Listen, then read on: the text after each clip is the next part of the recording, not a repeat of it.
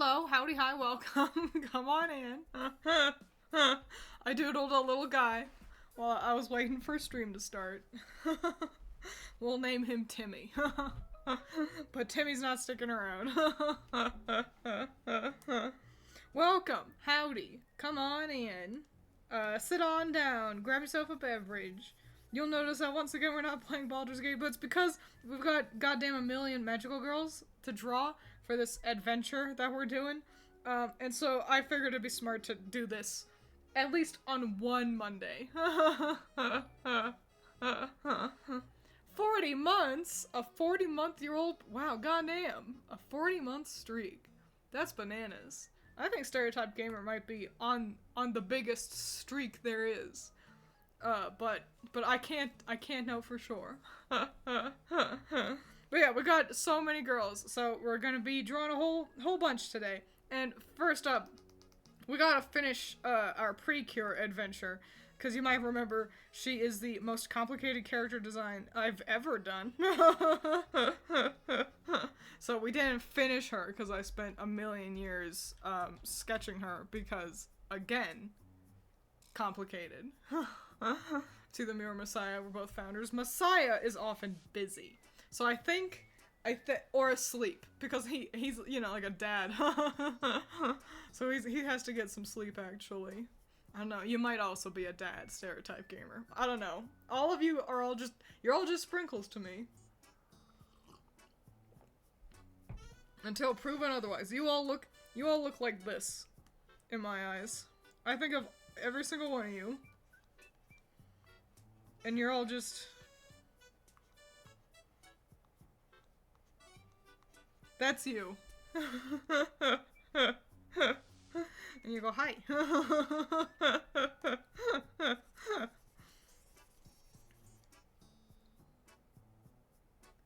Not as far as I know.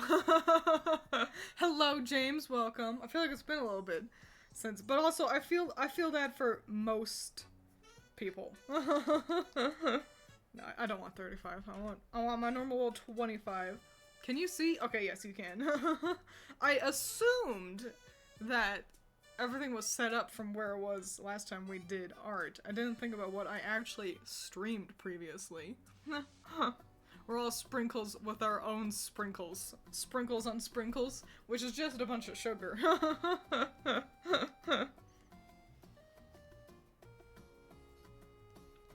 yeah. I like doing art streams. Oh, goddamn, I would hope so. I do them so often. But they're nice to do on Monday every now and then, since, this design is so complicated, since I do have so much time on a Monday to dedicate to doing art. It do hurt my back, though, doing art, which is a real pain. What a shame. Being an artist whose back is this boo-booey so often.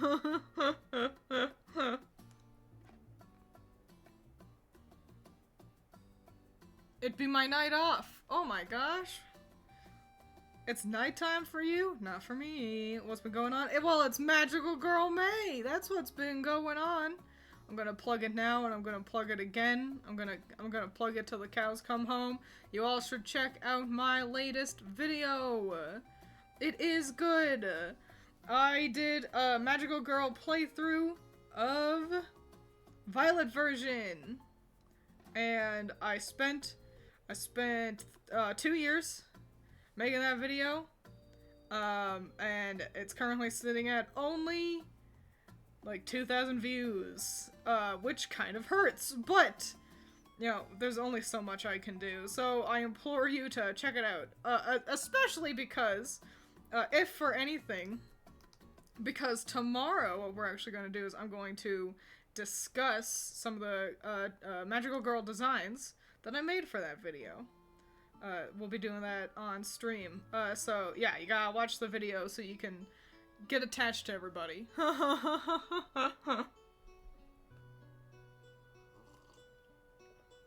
Twins streaming at a reasonable time. Well, listen, it's not my fault that I'm usually at work for most of the day. I'd stream this early as often as I could if I wasn't at the back rooms more often than not. Yeah, there's so many little elements to this design, so if I get quiet for a little bit, it's just me thinking about the 7 million different parts of this outfit. You know how it is.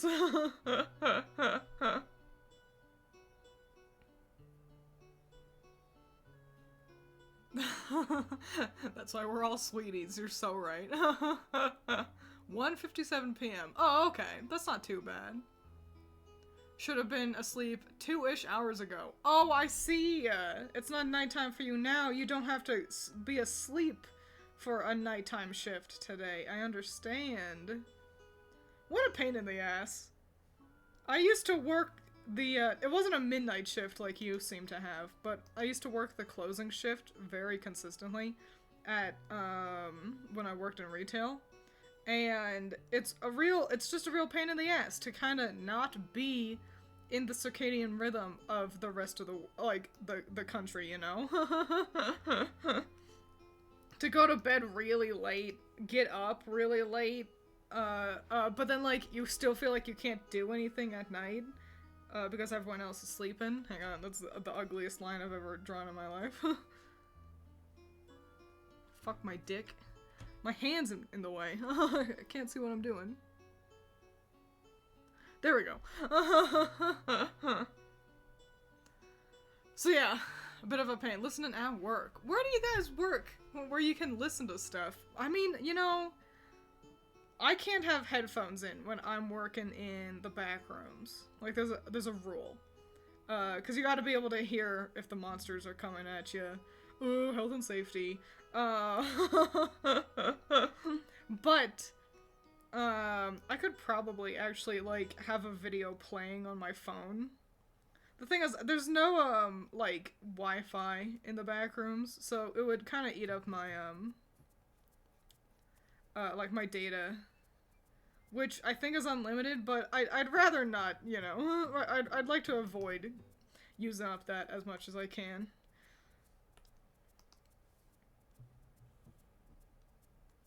Hang on, this shirt is crazy. I gotta focus for a small memento.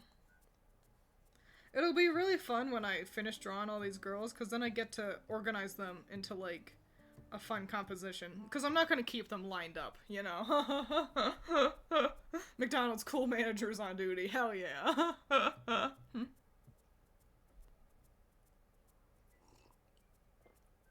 Where's the unemployed representation? In chat? I don't know, probably Excalibur when he shows up.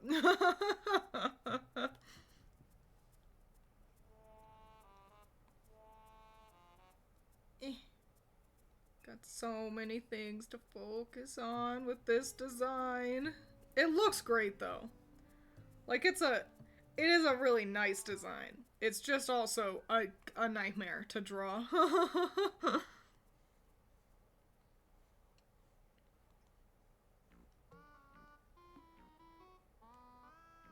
Sorry, once again, you know how it be. Gotta get quiet sometimes to focus on the art. Okay, woohoo! Oh my gosh, a new person! And I recognize your name. I recognize you! I recognize you because I got an email that you followed me. And I knew I had to take note of your name because it was so long. And I was like, because I'm gonna have to say this. And I think it's Ant, I don't know, and then, like, Una Kapunapu, and I'm so sorry. I know that's wrong. Can I call you Ant? But welcome, I appreciate you being here. Congratulations, you had an interesting enough name that I remembered you.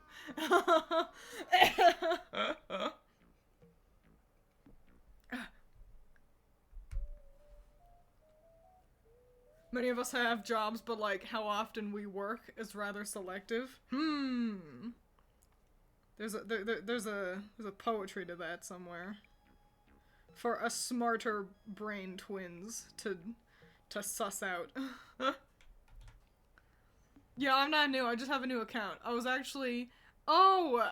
The other ant! But you lost it, damn. Oh well. That's alright. You found me again, so... no harm, no foul.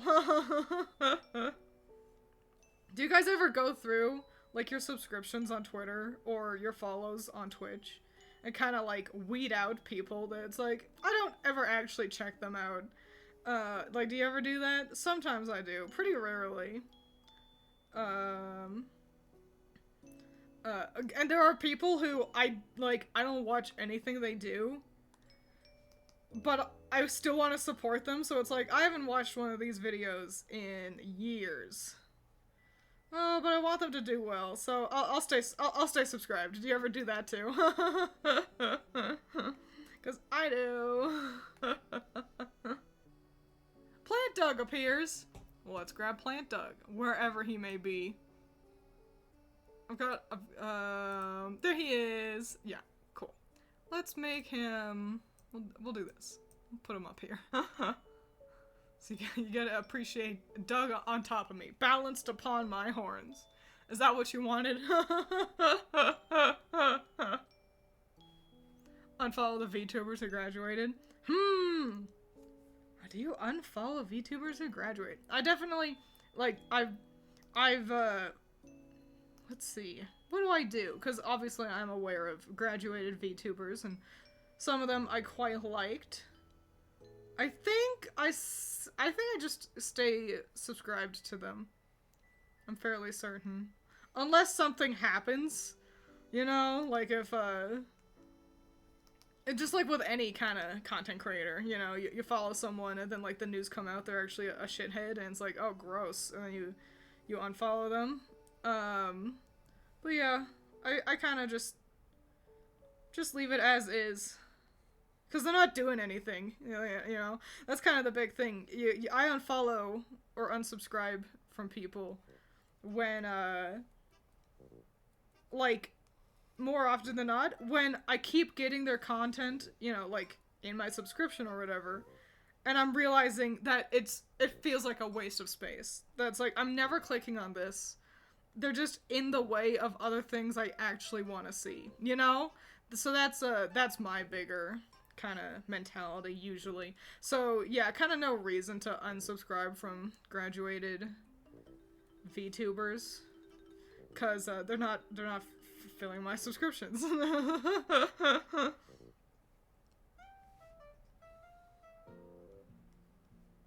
Hang on, I'm thinking about physics. Nice. Gotta make sure I get these X's actually correctly handled. Excalibur, are you unemployed? Somebody was looking for the unemployed representation earlier. Almost done drawing your other magical girls. Way to go, you. Hell yeah. Totally called for. I'll check in on content creators I don't see much from, but otherwise, I just let the algorithm do its job. You know, the truth of the matter is, the reason why I don't actually unsubscribe from people more often is because I actually very rarely even go to my subscriptions page. It's just the truth of it. Things that I am subscribed to, like content creators I'm subscribed to, will still show up on my front page. So there's no reason to go to my subscriptions. And there's plenty of people who I like to keep up with, but I will not subscribe to them arbitrarily for like one reason or another. And usually that reason is they upload very frequently, or I fall in and out of interest in their content. So, like for example, there are some Japanese VTubers called Monsters Mate. I love them. They only speak Japanese, so I can only understand so much. But it's amazing how much you can actually understand if you just kind of pay attention. But anyway, they upload very frequently, so I don't want to subscribe to them because I don't watch all of their stuff, because they only speak Japanese.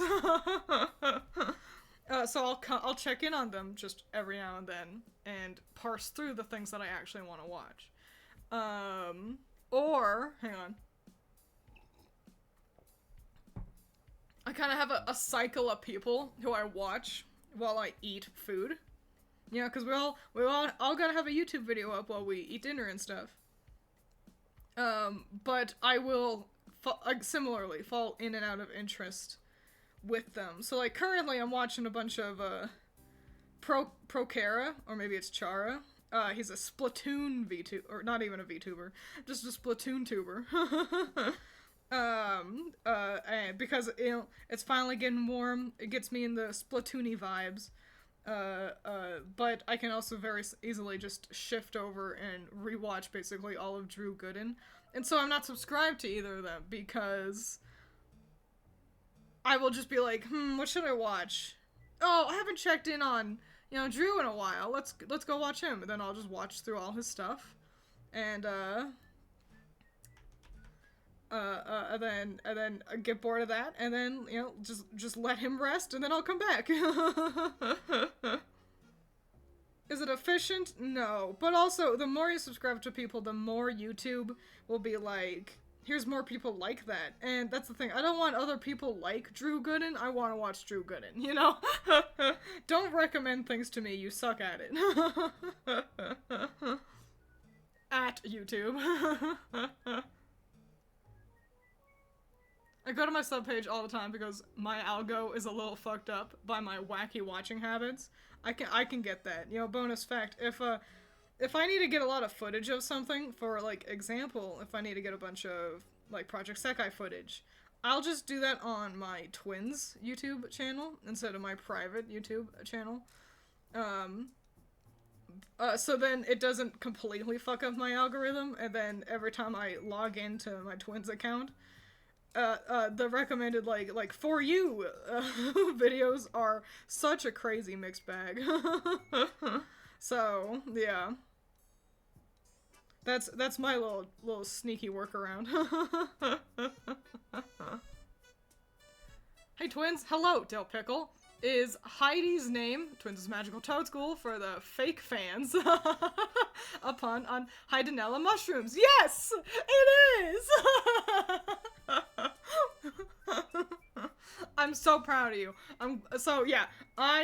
Names are always for a reason with me. I'm not one to just be like, I'm gonna give this one a name like Zlump. That's just not my flavor. And so I was like, what do I name a mushroom? And so I looked up, like, Latin words and like the type of mushroom it's based off of, and yeah, you nailed it. I'm so proud of you. Just got accepted to a college. Oh my god. Congratulations. Have fun. Make smart choices.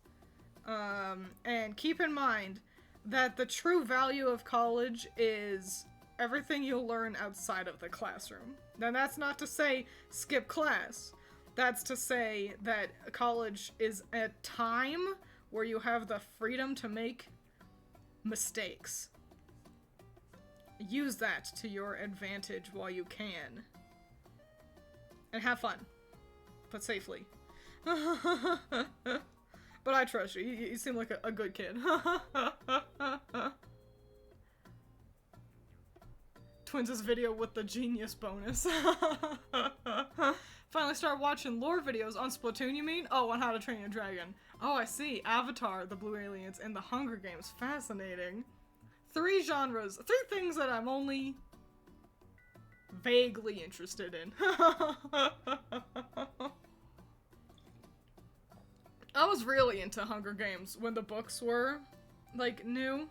And then I finished the third, and I've said this before, I finished the 3rd one, and immediately upon finishing that book, I became the most sick I've ever been. It wasn't the book's fault, but now I've got a Pavlovian response, where my brain's like, it's the book that made me bad. It's the book that hurt me. Who here is familiar with the Dark Tower series from the Stephen King? The Stephen King. Why did I say it like that? My mushroom knowledge pays off.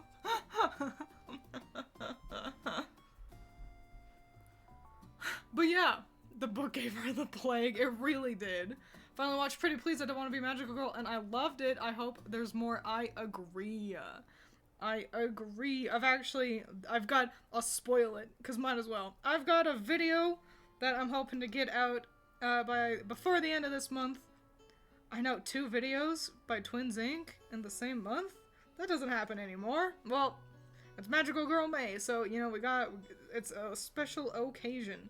But I'm hoping to finish it, and it will be a review on the pilot of I Don't Want to Be a Magical Girl. And at first I was worried because Critter made a video, and I was like, oh no, she's gonna say everything I want to say. And then I watched Critter's video, and I was like, nah, Critter's, no. Like, I didn't dislike Critter's video, but I was like, I've got other things I want to talk about, so, congrats. And now, well, I'm so excited to get a bunch of comments being like, didn't you already make a video about this? No? That was someone else. Ending was so ass. She got the flu, that's hilarious. You mean, yes, in the Dark Tower? So yeah, the Dark Tower is... Oh, the movie? Nah, the movie is irrelevant. The book's crazy. I have contemplated doing like a book deep dive on the Dark Tower series, because I read that growing up. Shouldn't have. I don't think I was old enough to be reading those books, but it's too late. That would mean having to read them again. That sounds a little nightmarish. I gotta be honest. They are a difficult read, between being kind of upsetting and being kind of boring. So I don't know. Maybe someday. Just like how maybe someday I'll make a video on Labyrinth, my favorite movie. But it ain't happening today, so it is what it is. Not just a Stephen King, the Stephen King. You're not interested in How to Train Your Dragons? Not even the cool-ass dragons? So, I don't dislike How to Train Your Dragons. I feel like it's just not quite what I wanted. You say the sentence, How to Train Your Dragons, and that I'm interested in. I think I would probably enjoy the books a lot more than the movies. That being said, I've only seen the first movie, and it was good. I liked it, but what I really like is just, like, the concept of raising your own dragon. It's why I always wanted to play, Dragon Fable, which was, like, a spin-off of Adventure Quest. 'Cause you got to have a dragon.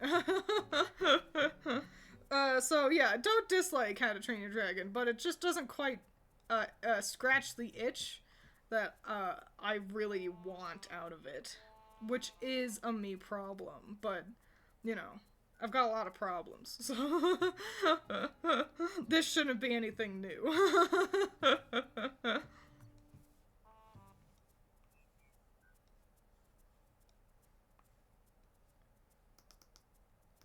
Gotta get this hair right. Okay, good. I've been playing Deltarune again. Twiins wants a baby dragon, is what she's saying. It's true. I love fucking eggs. I love eggs in things. I want to hatch eggs. I want to be in a game and be given an egg, and for it to hatch and for it to be cool. This is an irrational thing. But it's just the truth. I like little fantasy eggs. I like the excitement of what's gonna hatch from them. That's the best part about every new Pokemon game. You get a new Pokemon game, and eventually someone's like, hey, hero, here's an egg. And then you get to open the egg, like it hatches, and it's like, oh my god, it's happening. And then it's some crazy new Pokemon. And it's like, oh my god, Magby, hell yeah, you know? Twiins is actually a bird. You know, I've got a pretty birdy voice. What with it being all like this?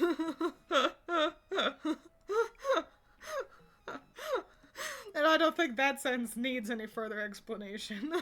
But I'm actually pretty not into birds. Can I be a reptile instead? Can I be like an alligator? They're close to birds. They also do eggs. We're gonna just go with that.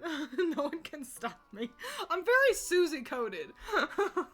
Rubber banding back to me mentioning that I'm playing back through Deltarune again, in anticipation of chapters 3 and 4 dropping next month.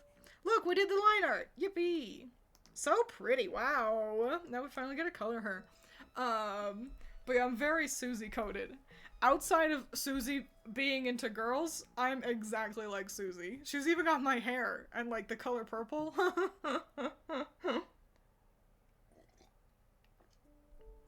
Very ornate indeed. Yeah, it's the most magical girl here, I gotta say. I love egg.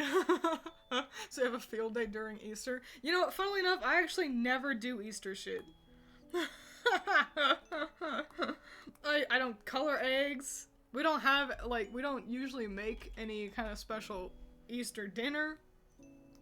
Easter's the one unconstant in the world of me enjoying eggs. I do like eating eggs though, so. She does not have gloves on her. Yeah, they're like sleeveys. Cool. It is true, I do disapprove of the presence of young children. We all should know that by now. Oh, Wings of Fire. I see Wings of Fire so often. Like, in the store and stuff. I don't know shit diddly about it. Except that it seems to have quite a lot of overlap with the Warrior Cats fandom. So, I don't know, it can't be that bad. But yeah, I'm unfortunately quite out of the loop with Wings of Fire. I bet I'd like it. I like dragons. Critter and I, we both like dragons. Dragons and unicorns, but we don't get any cool unicorn stuff. Nothing ever gives me my beloved unicorns except for My Little Pony. And that's dead in the water. What a shame. Oh my gosh! It's Messiah! Oh heavens, has it been 3 years already? Wowee. It's so hard for me to remember how long I've been streaming for. It feels like it simultaneously has, like, I only just started, and also, like, it has been a thing I've been doing forever. Wow. Wowie wow willikers. We've been through a lot, haven't we? What a shame that you were stuck with me for that whole time. You eat chalk? Is it grape flavored? No, obviously it's the vanilla chalk is the best one. Because the flavored chalk is never really the right flavor, and they all taste a little too medicinal. You gotta get default, normal, thin, white chalk. It's the only way. That is a pretty eye color. Look at that. Wowee. Hang on. Okay, I needed to, like, double check her hair. Make sure everything was alright. Oh, I got a color in her neck there. This is very yellow. That's what I was double checking, and it's offset with this like nice gold shading that I'm not gonna have because that's way too much work.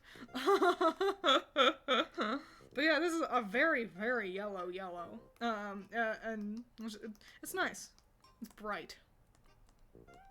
I tend to, as you can see in my color wheel here, if I have yellows, I tend to wander closer to orange. I like more goldeny yellows, but I shouldn't be afraid to be a little bit more pastel like this, so every now and then. Save. Yeah. Need water. Can't leave, Twiins locked us in the basement. It's true. You know, you'd think I'd have so many of you in the basement. You'd think more of you would be tuning in more often.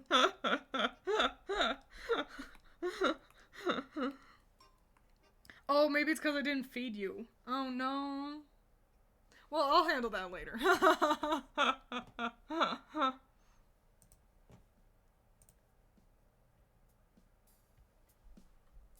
stated before, sleepy. That's alright. I'm never gonna be one of those cringe lords who, like, get all, like, stinky butt mad when it's like, guys, not enough of you are donating to me. It's only $5. I need you to pay for me. And it's like, I'm never gonna, like, I'll ask, are you guys having fun if chat goes quiet? Just because, you know, I want to make sure you guys are entertained. That is my job, to entertain you. But yeah, I'm never gonna be upset that if you guys are quiet. I can't keep track of, you know what's funny to me? People who feel like they need to say, okay, I'm gonna head out. Which I can even understand if I'm in chat, which I'm not often. I don't watch a whole lot of streamers, which is hilarious. But, I can understand being like, ooh, I feel like, oh my gosh, it's Stereotype Gamer, thank you. Guys, it's only $5. I need you.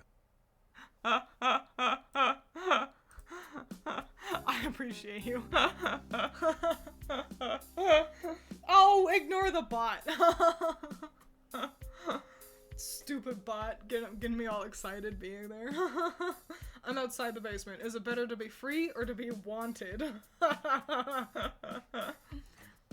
But, people do that. Yeah, cringe lords do.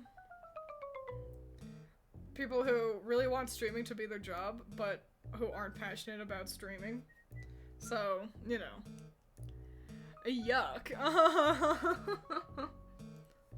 People who really want to just be, you know, I sit here and I look pretty, and simps will pay for everything for me. And then you realize that you have to actually, like, do something, and it's like, this sucks. I feel like I was gonna say something. You all distracted me. It doesn't matter.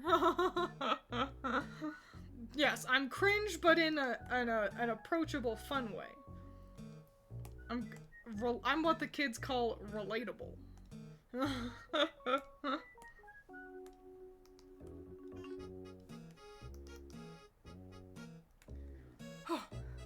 a lot. Cringe but free, exactly. There's a lot for me to keep track of, so I'm sorry. As always, sorry if I am slightly less entertaining as I color this monstrosity in. Other art, and I feel like I say this every time, other artists don't apologize nearly this much. They'll just be quiet for huge swatches of time. And it's like, ain't you, like, I don't know, say something. Say something, that's why you're here. Why are so many people watching you? That's always the surprising thing for me. Is, like, I get bored of a stream quickly. And that's why I just don't watch I just don't watch a whole lot of streams very often. Is I get bored quickly and I don't like not being able to pause. I like being able to pause and come back to a video at my leisure. You know? And that's a little aggressive. No, yeah, because that's not the right color. Oh, you stanky poo. But yeah, oh my god. I'm getting just so distracted. I'm trying to think about everything. Everything, everywhere, all at once. Just got here, what'd you miss? We did the line art, we're coloring Precure, talking about other streams that I'll check in on, and how artists will be. Human Dog appears! I see you, thank goodness. And how other artists will be quite quiet. And I don't know, and how that, it just kind of weirds me out a little bit. I'm gonna scoot the jar over slightly, and we're gonna have I named him New Doug, not Human Doug, that's my problem. There he is. So, and we'll have Doug cover up my layers, since you don't really need to see those anyway.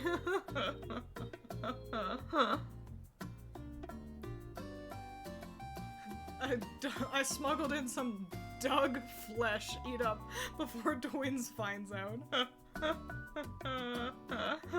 Yeah, these animators they're making their money's worth. That's for goddamn sure. It's keeping track of all these different colors that's the real killer. Like, not only is the line art everything, but also, like, having to color this in. That is, luckily, that would be, like, a different person's department.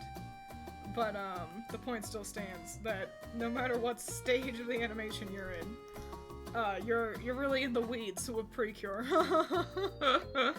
We gotta color in everything except for the gingham. I'll do the gingham on its own layer.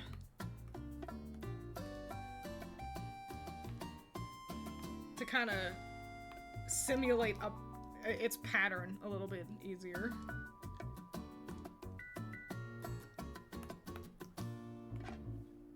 Hoof. Hoof, huff, hoof. Ho, hum, ho. And now we're gonna do this, and because they fade to white, actually. That is, first of all, too big, and also the wrong effect. Okay, that's great. We don't need a whole lot going on here.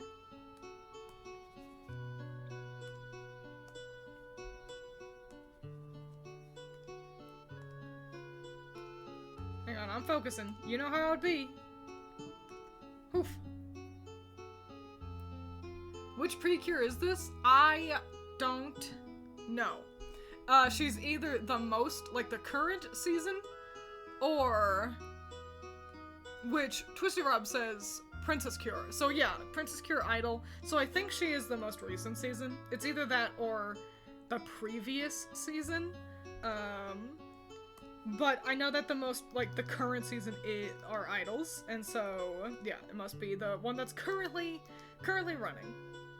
I know very little about Precure. So, yeah, I chose the one that I thought was the prettiest. Without considering how difficult she would be to draw. Okay, and then this is also that same shade of pink. But this is this shade of pink. And... oh, okay, I see. And... yeah. I gotta simplify this a little bit. I gotta be less picky, I think. There's so many shades of fucking pink on this. That's the problem. Oh, the mic is blue. That's good to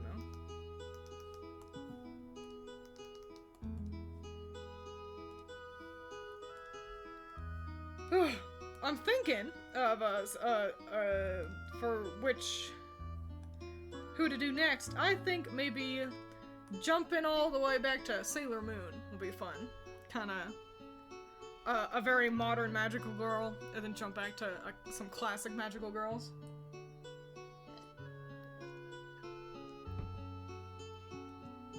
There's been a real uptick in princess girls online this year. What does that mean? Seems like everyone has an Ojo-sama laugh, and it's sentencing people to the dungeon.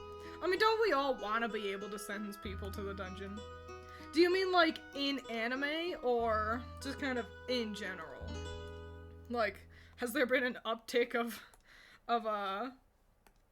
like, Ojo-sama VTubers that I don't know about? I don't think I'd be any good at playing a character like that. I just can't help but be myself. It's just how it is. Okay, I got so many shades of pink and I want to make sure I'm using them.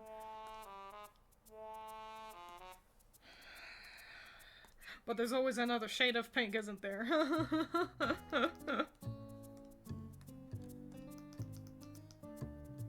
We got color in her mouth too, like the inside of her mouth.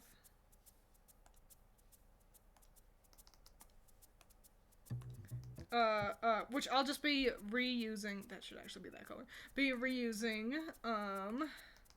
Cinderella's colors for that, cause I suck at choosing mouth colors. They always end up kind of purpley. There we go.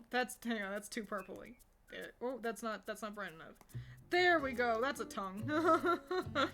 And we'll make her lipstick like that color. Because she doesn't actually have lipstick, but she looked cute like that, so We're going with it. No one can stop me. Sorry, the princess part came from the username, the cure you're drawing, it. Just called Cure Idol. I see. Sailor Mercury, please.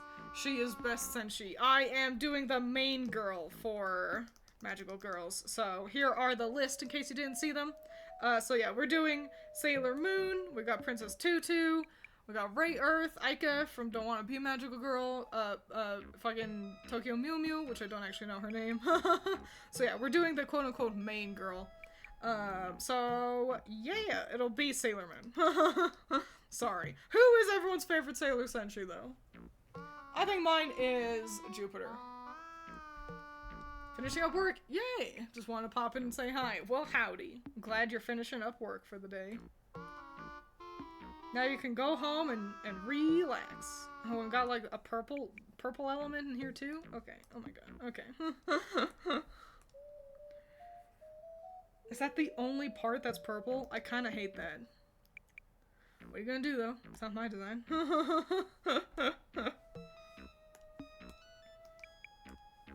But yeah, what's everyone's favorite Sailor Scout, basically? I know Mars is quite popular. I'm also, like, 97% sure I've asked you this before. But, what? Twiins repeats herself? What? No, never.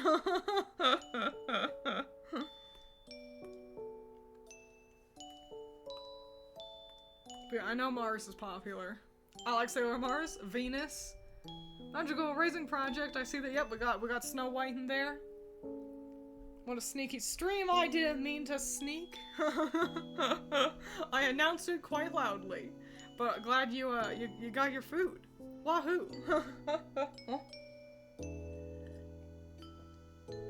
That's a mighty long list. I know it's 15 girls, and hopefully Precure is gonna be the one that takes. The only one that takes this long. Yeah, that's why we're doing this on a Monday, because it gives us extra time to draw.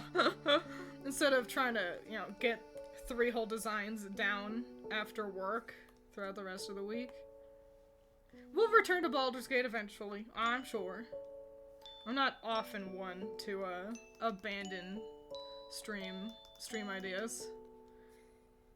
Unless I find myself really, like, unless it impedes streaming. If it's like, I don't want to stream thing, but I can't think of something else, so I just won't stream. Like, that's the only kind of thought process I have to have for me to be like, okay, then just stop streaming thing that you're not interested in, and you go back to streaming, girl. That's what happened with, Resident Evil, which is a shame. I did actually really enjoy Resident Evil, but I don't know. It just wasn't working out for some reason. Not working out in my stinky little brain.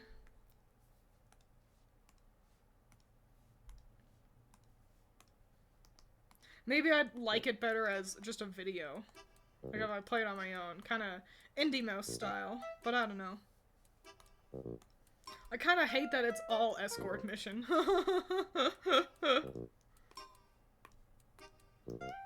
It doesn't help that, so the thing I really bought the game for was that one cutscene early on when Leon and Luis they're chained together. It's kind of like right when the game really kicks off. And they have a little interaction.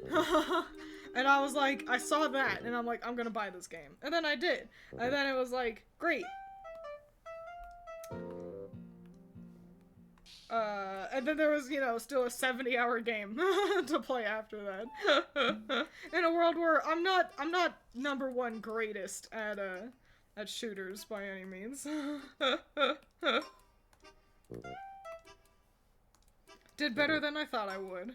Only had to lower the difficulty in, like, chapter 4. Okay, is that everything that isn't a gingham pattern? I believe it is. Oh my gosh. Let me save.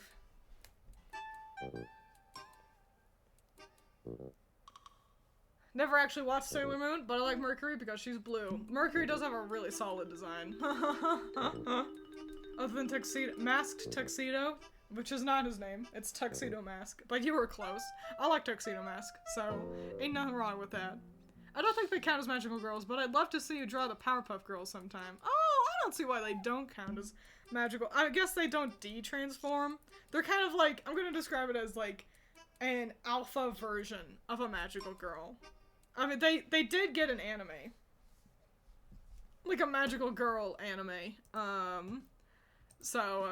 Which was incredibly short-lived, but it did happen.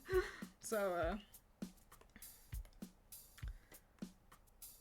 not completely out of the realm of magical girlidness. I do like seeing other people kind of give their spin on the magical girls. Because no one just, just draws them, with their stupid flippers and stuff. They turn them into real characters. So yeah, that would be pretty nifty. Right.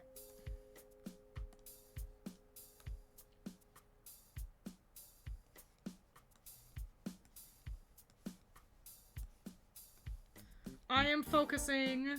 You will have to be patient with me while I focus on a gingham pattern.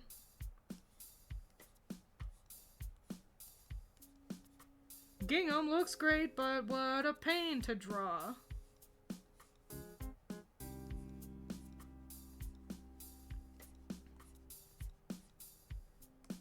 Alright, now that's as far as I'm gonna do with that. I'm not gonna go full gingham on this, because I am only one girl. But we can color in her little speaker here on her heart, and I think we got Precure finished. God damn! What a design! Wow, she's real cute. Very mousy with her hair bun shape. I like it. I like it a lot. Mew Ichigo. I see. Yeah, I don't know anything about Tokyo Mew Mew.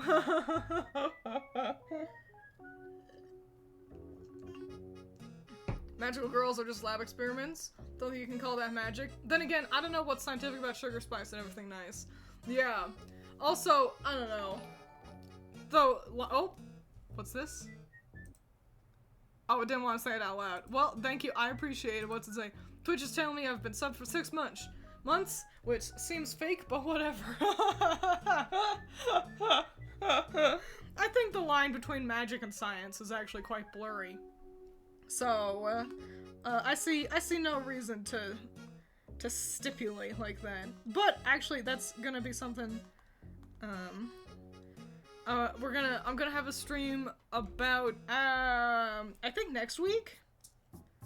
I think next week we'll do that. I want to do a stream discussing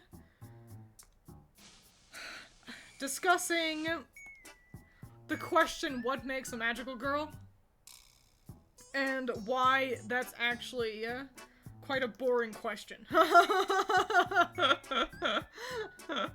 let's do Sailor Moon next. I like Usagi. Pure classic Sailor Moon magical girl goodness. I'm gonna try to put her into one of her classic poses too.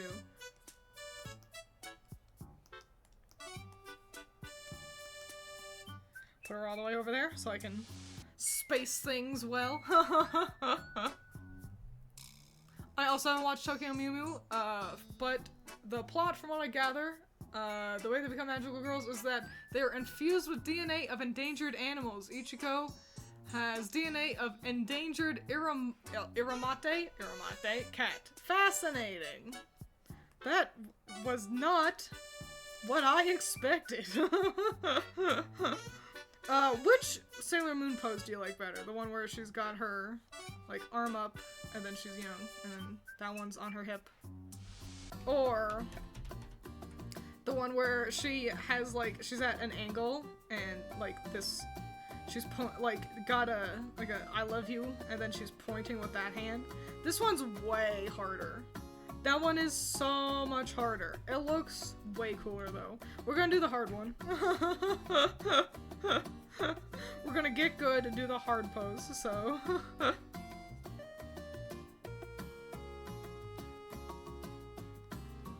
So everyone strap in for Twiins to focus.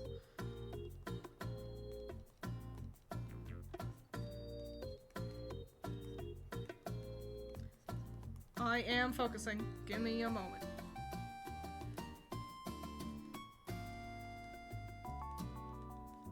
Yeah, this one is an I love you.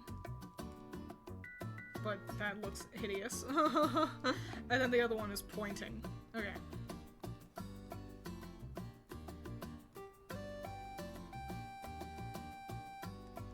I can't see you right now. I've gotta be an artist really quick. That's great. Let's save.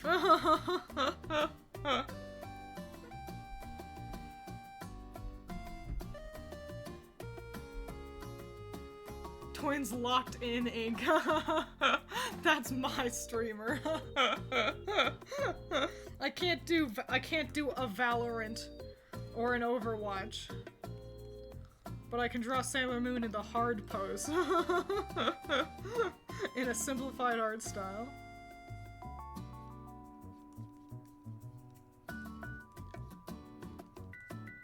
Hang on, this leg ended up looking so good that now I'm like, I need the other leg to look that good, but I don't know if I'm gonna achieve that without copying and pasting. This one's out way too fucking far.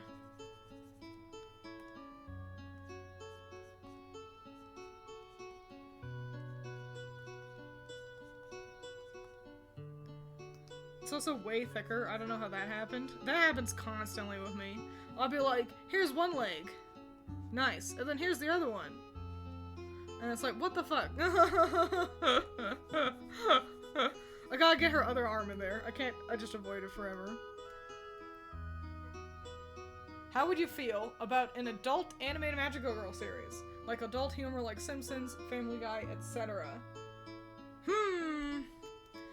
That kind of depends. I feel like American, or Western rather, made adult humor shows are often pretty mid. I think they've been getting better, but I don't know. In terms of an anime, I think it'd be pretty funny. I think the important part is it would need a good gimmick. Like, I don't think it could be just a straight Magical Girl show. I think it would need some kind of gimmick. Actually, you know, I was thinking about that, actually. I was thinking of... Because I was thinking of Pretty Please I Don't Want to Be a Magical Girl. I'm pretty sure she's got slight heels with her boots. I was thinking about, like, the concept of my girlfriend is a magical girl. Like, that being the name of a show. And kind of a magical girl show, but from effectively Tuxedo Mask's perspective, as it were. Or something like that. That shoe is fucking bad. That shoe is ugly. What happened? I drew one good leg and I lost the ability to draw shoes. What help me. Save me. Save me from this cruel world. Lost the ability to draw shoes. Let's be honest, I never really had the ability. Cool, and she's the perfect height. Okay, great. So yeah, I think it could totally work. It would just have to, you just kinda gotta be smart about it.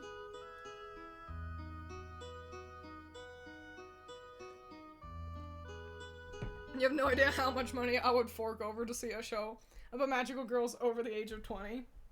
Yeah, because that's the thing. They're always magical girls, not magical women. So when do you stop being a magical girl? How do you stop being a magical girl? These are questions we're not really exploring in the genre. And outside of, arguably, Pretty Please I Don't Want to Be Magical Girl.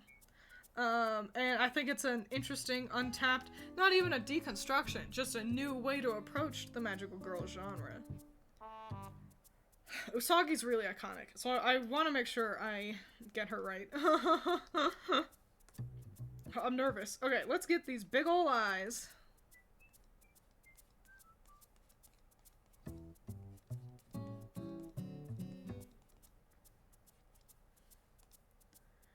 Okay, and then, okay, so it's like a circle, and then a white pupil. Okay, cool, fascinating.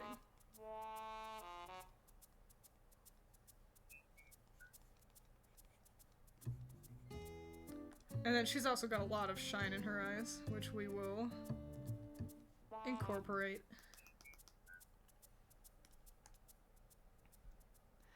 Twiins explorer of questions. I'm great at asking questions. Too much swearing in adult cartoon shows. Swearing and like weird horny shit. It'll be like we're gonna do like we're gonna have some titties out, and it's like this feels weird. This feels weird. I don't like it.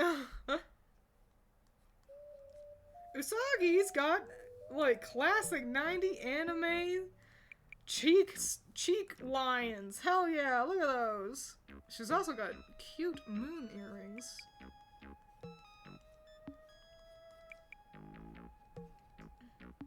The ears aren't often visible in Grim Magic, and that's just because I tend to like big hair.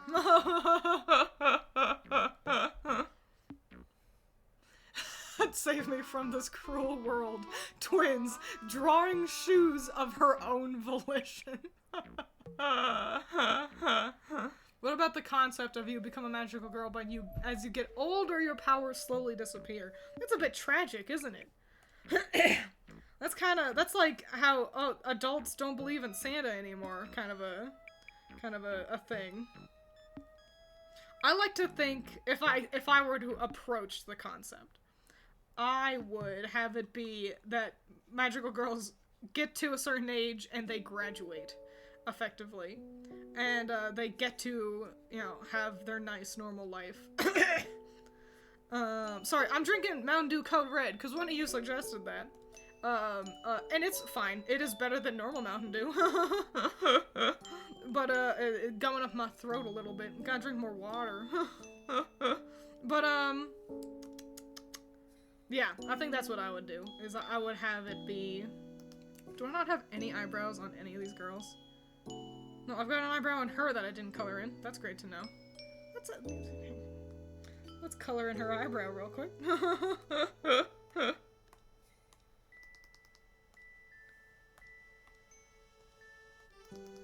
Awesome! Now we'll go back to Sailor Moon over here. Well, a different shade of blue, I'm sure. No, I'll just color pick. Yeah, I think it would be kind of like a celebratory graduation kind of a deal. Poisonally.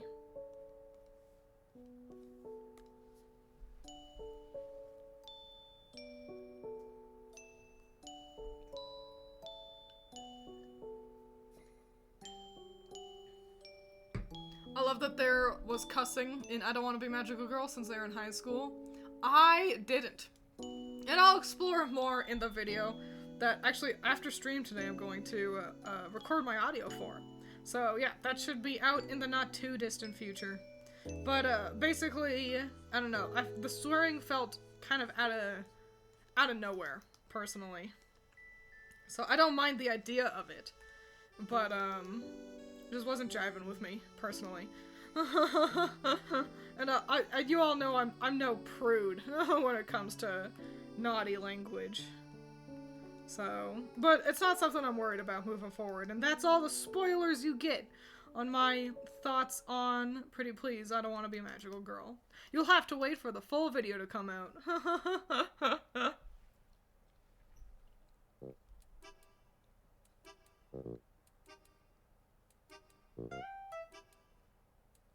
You want Rockstar? I haven't had Rockstar in a while. Have I ever had Rockstar? Yes, I have. I'm not super into it. I don't like the ones... Oh, this pose is so hard. I don't like the ones that, where is her elbow? Does her elbow bend there? Yes, it must. Okay, okay. And so then we got a circly lump. A circly lump. a circly lump. Okay, great. Yeah, I don't like the ones that kind of taste really sugary. I've been predominantly drinking Alani. It's sugar-free, but it's got caffeine in it. And it doesn't make you feel like you're gonna die. That's the important thing. I have them, because I don't have time to make coffee before work. Pointer, middle, ring, pinky. So, yeah, that's how I get my caffeine in the morning. It's also nice to have a little thing to look forward to on my first break. You get to work and, you know, you're working. And then you get to first break, and oh boy, now I gotta drink my energy drink, and gotta nurse that until around lunchtime. How long is her little KP do? It's not very long.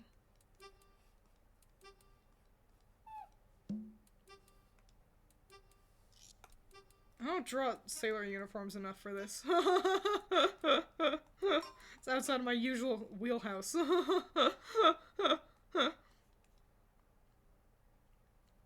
Cool.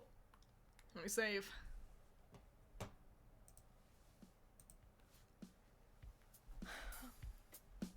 Yeah, of other energy drinks, I like Red Bull the best.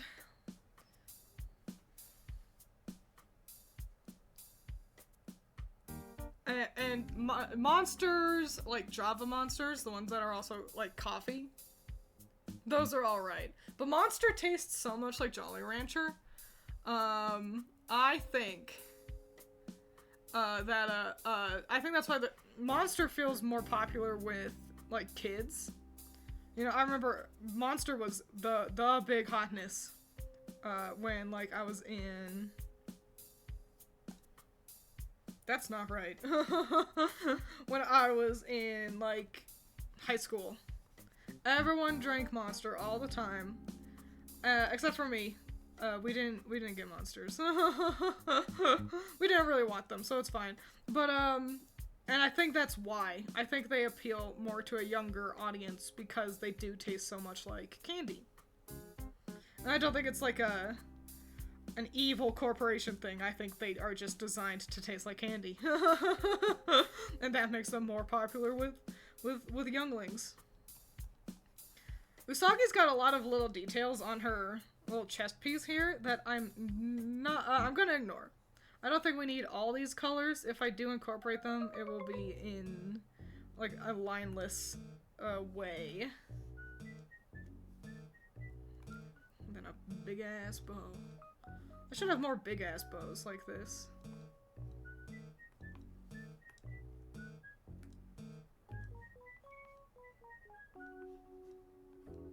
This is fun. I'm learning a lot about what other people do for their magical girls.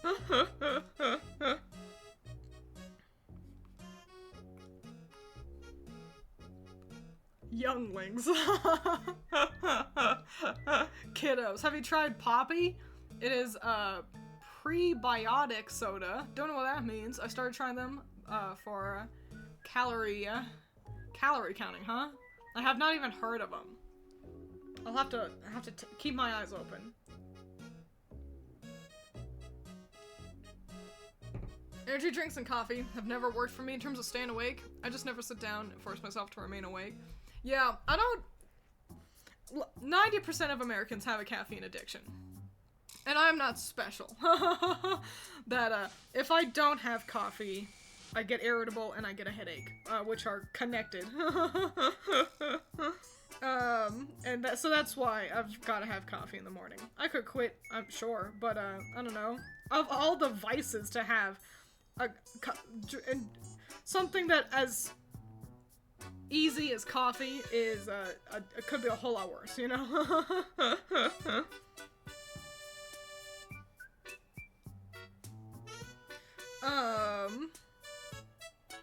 Sorry, I needed to focus really hard on her skirt, actually, because it's pretty iconic, so I wanted to get it right. But, yeah, I've never drinking caffeine or anything to wake myself up, to be awake, to stay awake. I just drink it mostly because I like the flavor. And I don't drink a whole lot of it. On the weekends, you know, I'll have coffee in the morning, and then I'll usually also have a fun drink in the afternoon, but I've always got, water on me as well. So, yeah. That's why I have it.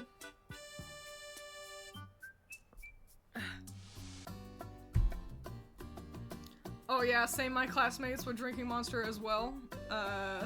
Teenage Me saw at school version of alcohol because of how chaotic my classmates were. But also, so I'm sure the energy drinks didn't help, but also, like, high schoolers are crazy. You know, high schoolers are too much. There's a lot of pent-up energy, so I think they're difficult to work with, to put it nicely, even in the best of times. Usagi's boots are pretty tight, so we're gonna... Cool.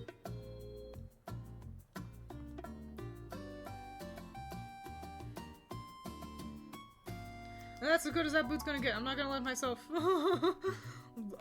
lose it over a boot. Over one boot. Who'd have thunk that the boots would be the true hard part of the quote-unquote hard pose.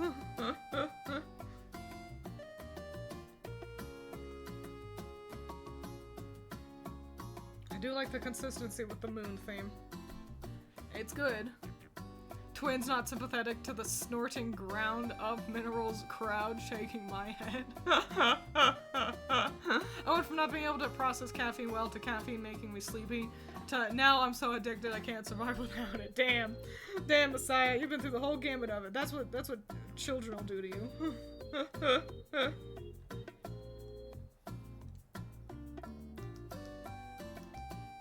Oh, I need her ponytails. I was like, that's Usagi. And missing kind of a pretty important element. So, she's got her hair buns. And they're not too big, actually. Hair buns with her hair accessories.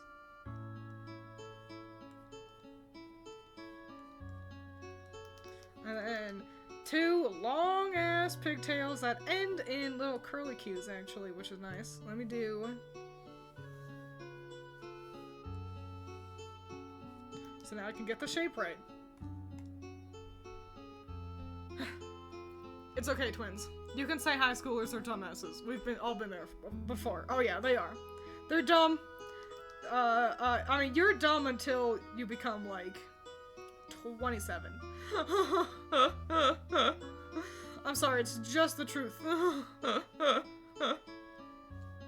People are stupid little dum-dums, and there's only one thing that can fix it.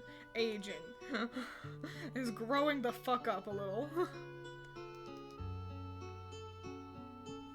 Man, her pigtails are kind of crazy, actually.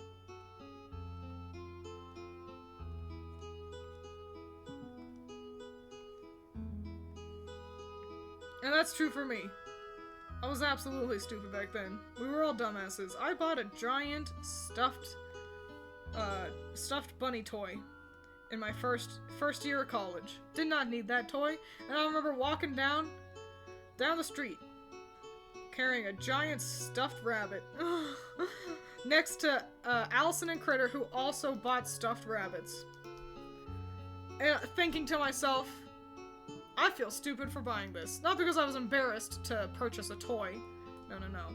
But because I recognized that I would do nothing with it. Because I knew even then that it would be... that it was a waste of my money. That it would sit around in the way. I don't know where that bunny has gone. A waste of money it was. So yeah. It's just how it is. We're all dumb.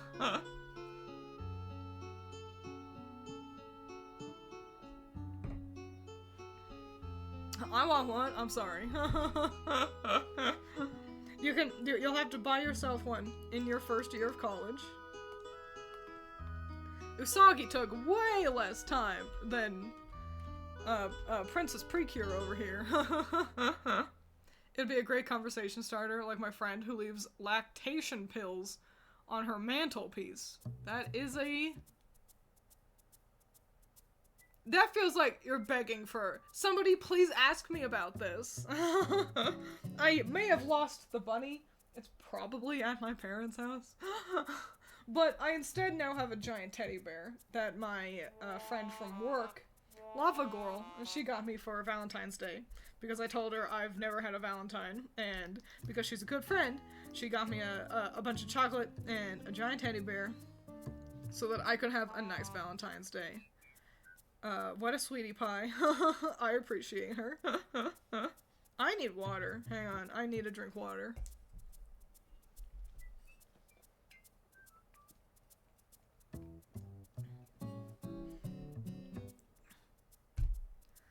You made it to stream! Welcome! Perfect timing! I've just started the line art for Usagi.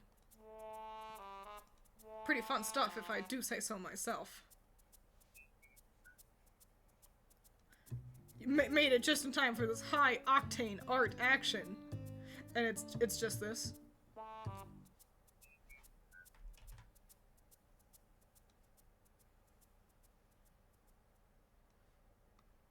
High octane.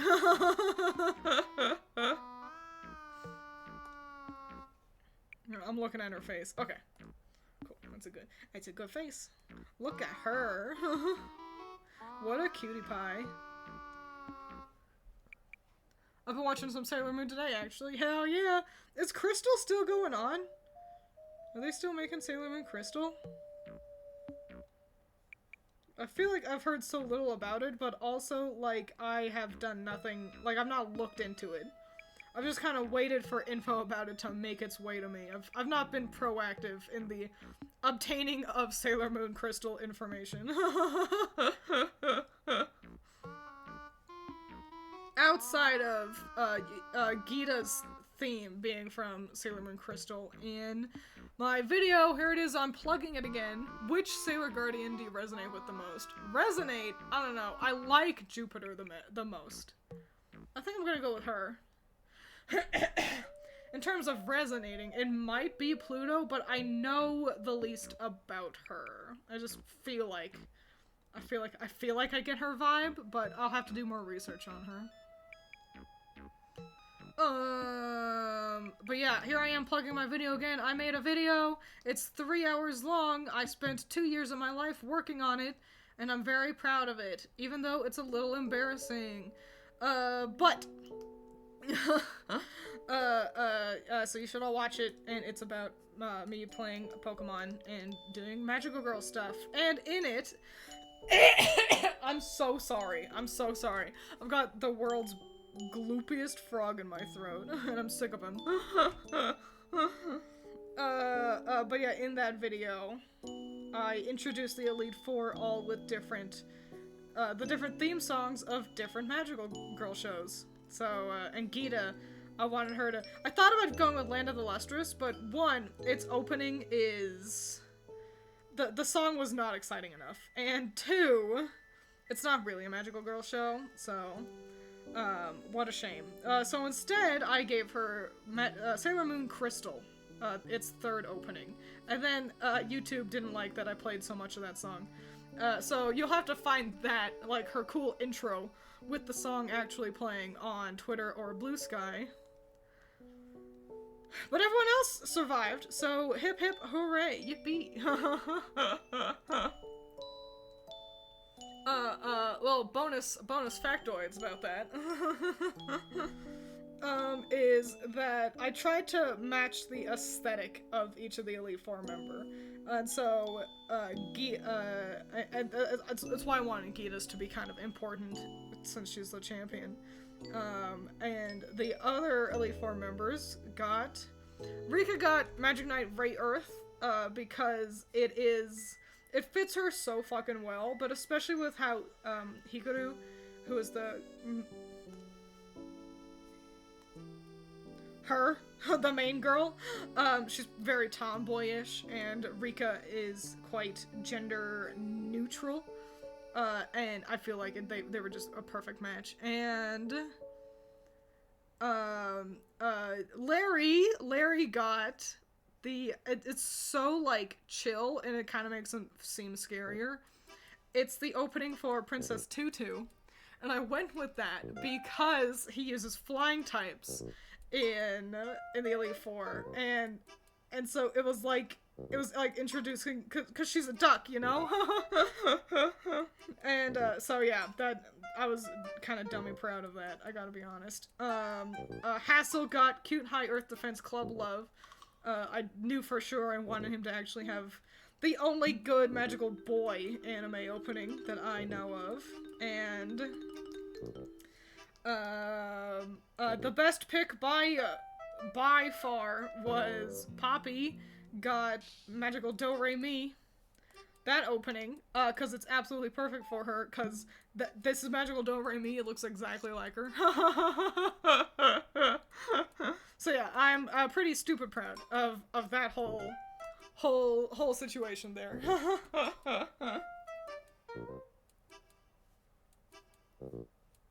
Funny concept, an adult woman who became a magical girl because the mascot mistook her for a kid, but she actually is like in her early 30s. She's just short. Maybe. That could be pretty funny. As long as it doesn't do any like weird sex stuff. Because I've learned, I'm just so not into that in any way.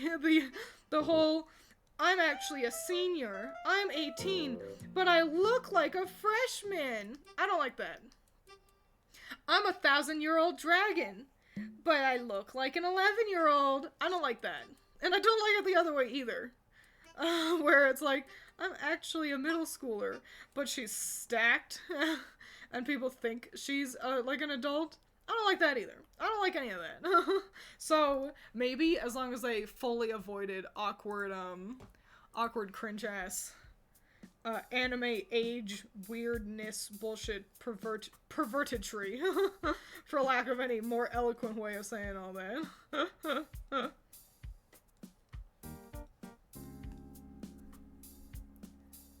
You describing Gita as a lump of hair sent me. Arco loves her hair blobs with a secret person hidden inside. It's so true. It's why I wanted to use Land of the Lustrous for Gita, because I know that, and that is the mangaka for Land of the Lustrous, and I know that she did a couple of designs, or at least she has done some level of the designs in Sword, or in Scarlet and Violet, and you just absolutely know with all of my heart. Obviously she designed Gita. Gita goddamn looks like a Lustrous, but yeah, it just didn't work out. Maybe also Rika too. I'm not sure about Rika, but Rika's kind of got all of the qualities that she loves in a design, which is that being pretty like distinct but shockingly flat looking hair, and also a flat chest. Like another one that looks very much like the Lustrous, but I don't know. Maybe someone else was just really into that flavor while they were designing Rika. We're supposed to be getting the last chapters for, like, the final volume for Land of the Lustrous in the not too distant future, aren't we? That's exciting. I just tried to save again. I saved and then tried to save again.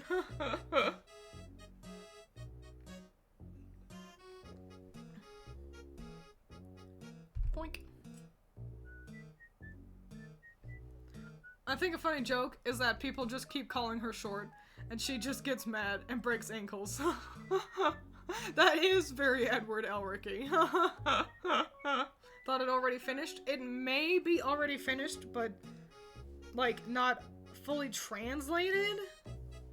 I don't know. We'll have to take a trip over to the mall at some point.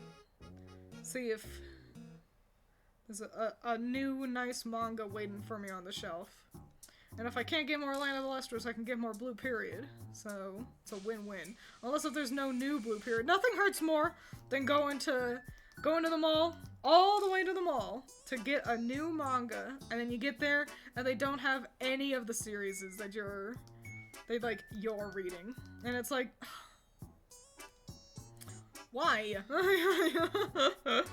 You know, it's like I came all the way here just for this, and now I gotta just kind of shittily look at the shelves and be like, well, is there a different thing I want to get into now? So yeah, there's one I want more of. I just can't find it anywhere. It's impossible to find more of this goddamn old manga. What's it fucking called? Pleasure and Corruption. I had to turn around to look at my shelf. Yeah, Pleasure and Corruption.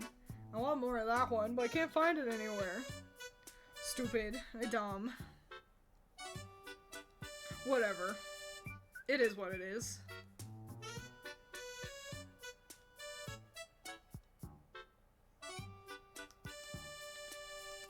Great, it's Usagi. Wowie wow willikers. Yeah, let me actually make this side of the hair look a little bit better. Yeah, that's fine. Okay! Wow, it's Sailor Moon! Fighting evil by moonlight, winning love by daylight. She is the one named Sailor Moon.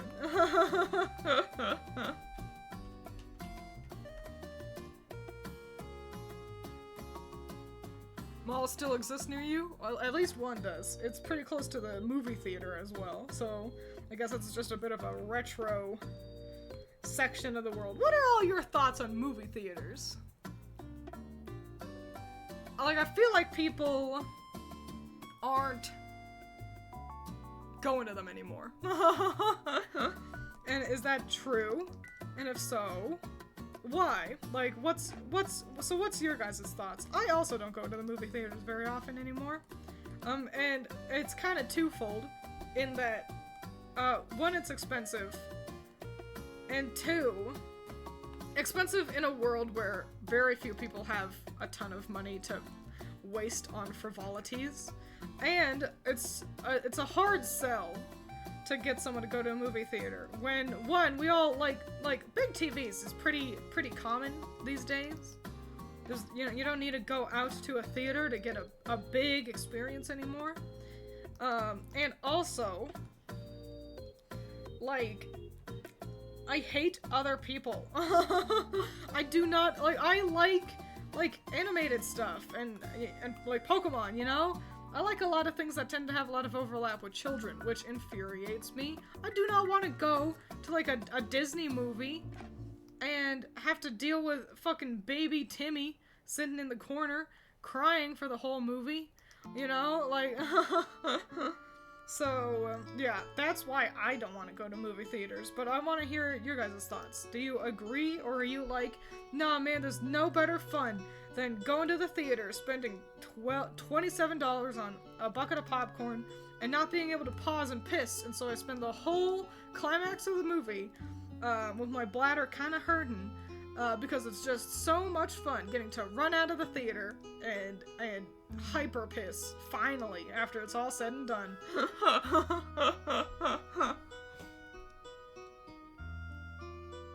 I usually watch a movie on like a Saturday matinee, so I'm not surrounded by people. That's a good idea.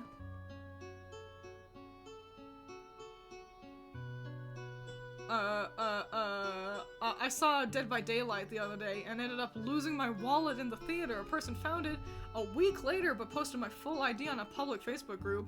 Like, thank you, but also, holy shit, my details, bro. Yeah, that's a whack way of doing it. That's kind of bananas. I'm glad you found your wallet, but yeah, that's crazy. I despise them, really. We used to have one known as Galleria Cinema, and it was just a sticky, dirty-ass place where people did unscrupulous activities. Too many movies release all at once and too expensive. Rather just buy a copy when it comes so I can watch whenever I want. So it seems to be a pretty... We all like the convenience of getting to be at home kind of a deal. Convenience of being at home and not dealing with other people. I also went to the theater, watched the Marion movie, and literally nobody was there except for me and my mother and father. Daughter pair, like 10 minutes into the movie. I like movie theaters on occasion. They're quite cheaper down here. We celebrate our family birthday seeing a movie. That's nice. This is embarrassing and kind of hilarious. So there is a Project Sekai movie coming out. Actually, it's out currently. It's like it's airing in theaters, and you can get stuff. Like, if you go see the movie, they give you, like, codes to unlock some characters in the game. Like, you can, and if you have to see it a couple different times in order to unlock everyone, if you want to be a little completionist about it, which is kind of lame, but, you know, it's not the end of the world, I guess. And I was like, oh, you know what? Yeah, let's go to the theater. And we never, like, go out and do stuff. I'll grab Allison so I can also get her codes. Because she doesn't really play anymore. And so it's like, yes, I get more characters. My local theater is not playing it. And I was like, oh. I guess I'll just stay home then. See if it comes out. For streaming or something. But I'm not, like, dying to watch the Project Sekai movie. I kind of never was. It was like, there's a Project Sekai movie, and it's like, cool. I don't need to see it, I don't think. Like, I don't know, I'm kind of just here for the game. I'm sure it'd be fun. I like some of the songs that was made for it, and that's kind of it. But yeah, just kind of hilarious that finally I think I'm gonna go see a movie for the first time since, goddamn, Avengers. I think Endgame was the last thing we saw in theaters, and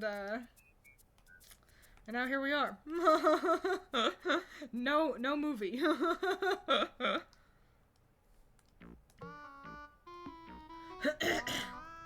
What was the first movie you saw in theaters? Mine was the Lego movie. A child, an infant. I think my first movie in theaters was the first Pokemon movie. Pretty special. I got the Mew card. I still have that somewhere. In my collection. In one of the binders.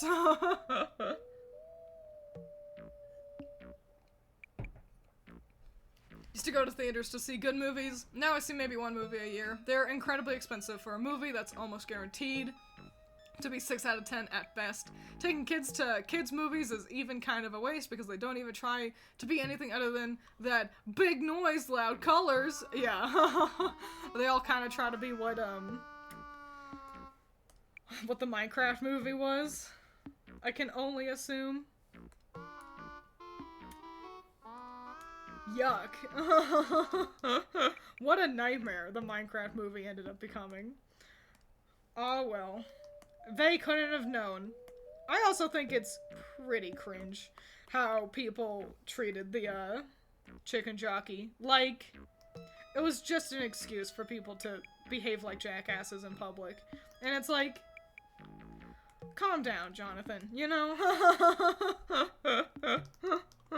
You a grown-ass man acting a fool in a movie theater. Behave yourself. Show a little bit of decorum, you know? Like, yeah, sure, boys will be boys, and this is technically harmless, but you're being a pain in the ass. Grow up. Jonathan. There she is. Wow, what a sleek color palette. Oh, actually, I think I gotta add some stripes to her sailor uniform. Yeah. Let me do that. Color pick fucking white. Like a freak.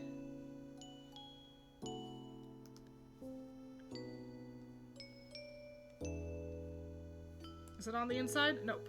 And there we go. There's Sailor Moon. Wow. Seeing her next to Precure, that's crazy. Okay, I don't think there's a space in Sailor Moon. That's fine. That doesn't really matter.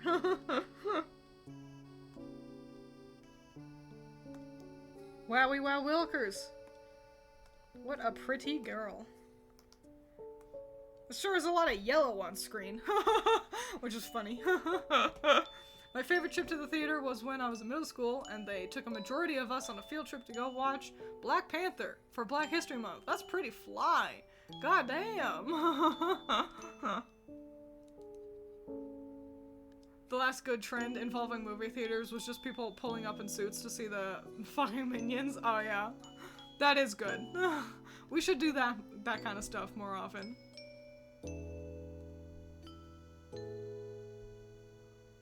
What's worse is the studio encouraged people to be animals in the theater. They even sent out versions that had countdown texts for when to jump around and scream.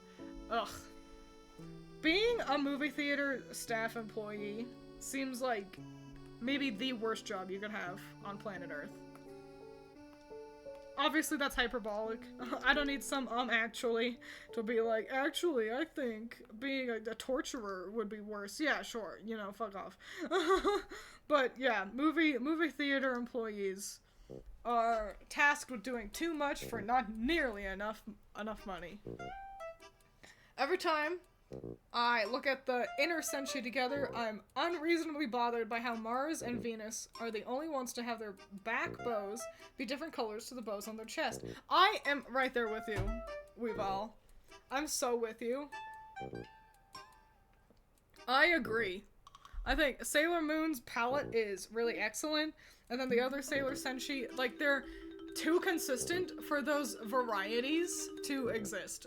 Those variations. Like, you're right. And what's like, especially because Mercury needs it the most, because Mercury's color palette is blue and then more blue. And they fucking needed something else. But we can't. I can't let myself have a full meltdown about Sailor Moon. Let's do Magical Do-Re-Mi next, because let's stick in a little bit of a retro anime kind of situation here.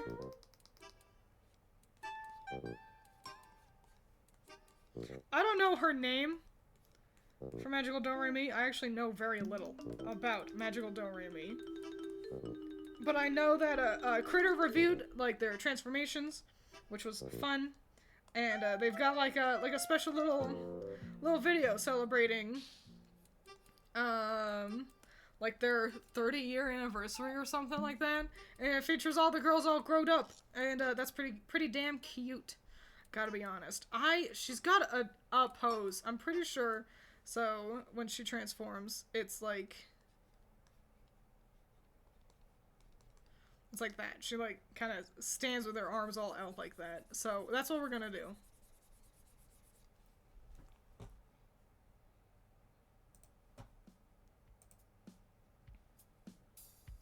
We wouldn't be here if we didn't love hearing you rant and rave. You're not wrong.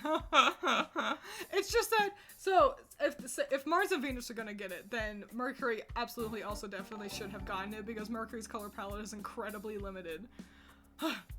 Hey, what's been a while? What are you guys talking about? We're talking about, magical girls. And also movie theaters. Well, I watched Minecraft movie. It was not that terrible. That's good. But I do wish some people would control themselves. The only time I heard chicken jockey is from little kids. Well, that helps. That helps a lot. Listen, my job could go absolutely south, and I could end up hospitalized and still wouldn't want to be a theater worker. The crash out I'd have after seeing the state of theaters after the Minecraft movie would be legendary. The only saving grace is that you kind of get, like, I can only assume, like, basically 2-hour-long breaks for whenever, like, the movies are on. However, I'm sure, you know, not all movies start at the same time.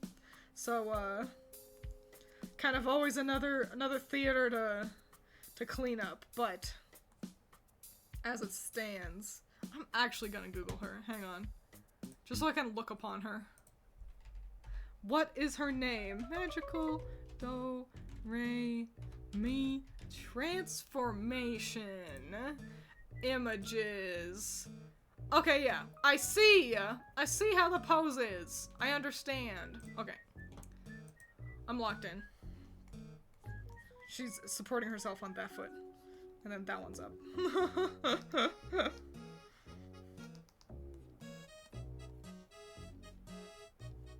like this pose. It's pretty cute. I don't have the way how Grim Magic works is, you know, they only really transform the once unless they get an upgrade, because I am not an animation team. So yeah, I can't. I don't have the budget and willpower to do a full animation, or even just a full transformation every single time. It's also just kind of the format of the story, but whatever, irrelevant. But if I were to do another kind of magical girl show, or a comic, that is a little bit more traditional in that we see them outside of transformation a lot more often, then I think having cool poses like this would be cute and fun. They're also, like, they're so iconic. Her shoes are crazy, aren't they? Yeah, they got these big ass elf shoes.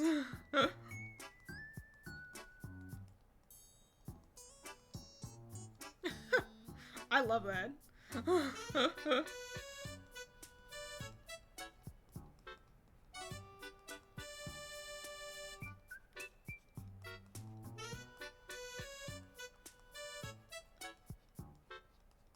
Okay, I had to figure out what angle I wanted that one to be at. Also, that leg is shorter than the other.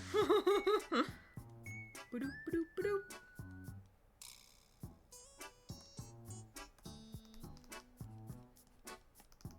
Nice! Now let me make sure she's like the same height as Cinderella and stuff. Yeah, she looks good.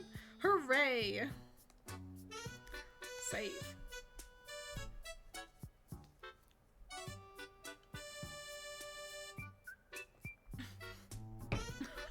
Almost just choked on my Mountain Dew. Reading Coral Palette.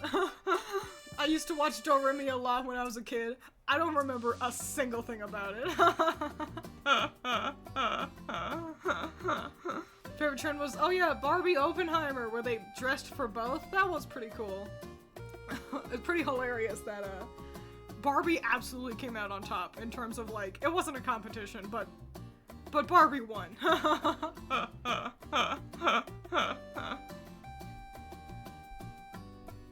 Oh, Magical Girls, I never realized how many of those anime I watched as a kid. They're, you know, we all have them.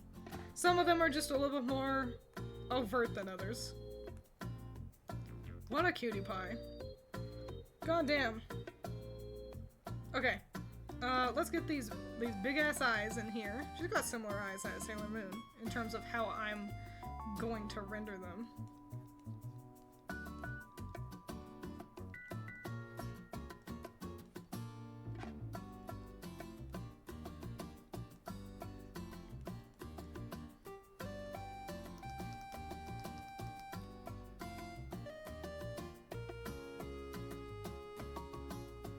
I like having different eyes across my magical girls. You may have noticed that. That they don't all have the same exact, like, eye shapes, eye stuff. Some of them don't even have pupils, some of them do have pupils. It's just, I don't know, I just think it's kind of nice. Her hair is not something I usually do. Hang on. Watched a little of Yuki Yuna is a hero, pretty decent so far, but the wheelchair girl transformation is a little, well, I can't know anything about that. Yuki Yuna was, I thought about having her included, but I'll be honest, I just kind of hated her design. And so I was like, I've already got 15, that's a good number, so we'll just ignore Yuki Yuna, just because I just didn't want to draw her.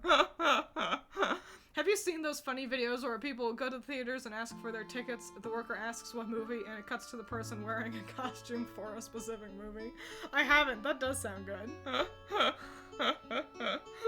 That is cute. Okay, I gotta figure out how these bangs work. She's got, like... Okay.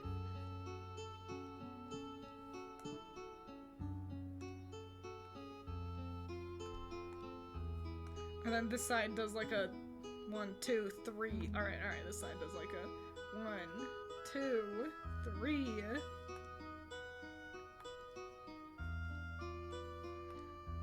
God, this is a fucking difficult design to suss out. We need her ears visible.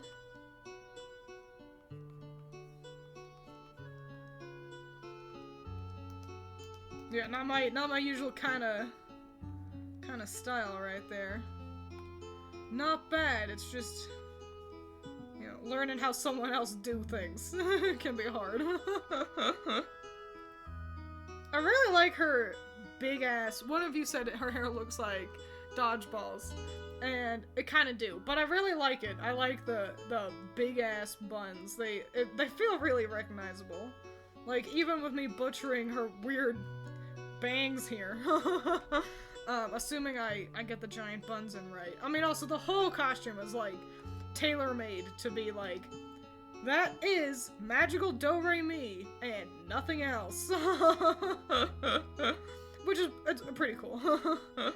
Oh, she's got big-ass earrings, too. Very circular. Magical do-re-mi seems to be a magical girl show for a younger audience. Like, it seems like it's made for, like, not little kids, but younger kids. And there ain't nothing wrong with that. Even little kids gotta watch some good old magical girl shows every now and then. Hang on, this note is fucked up, so I gotta kind of pay attention to it. Okay, I got it. I got the fucked up note. We're alright.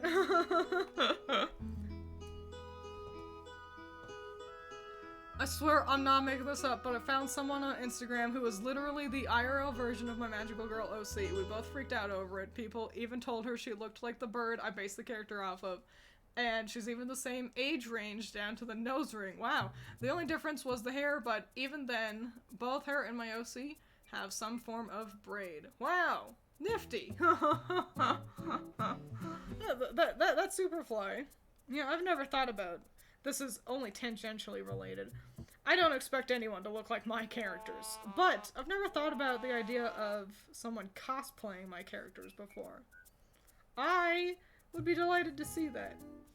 But also, I get kind of weirded out when, I don't know, seeing real people kind of weirds me out online. Is that too big?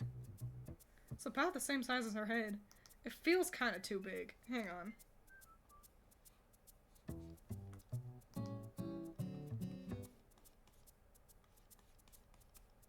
Okay.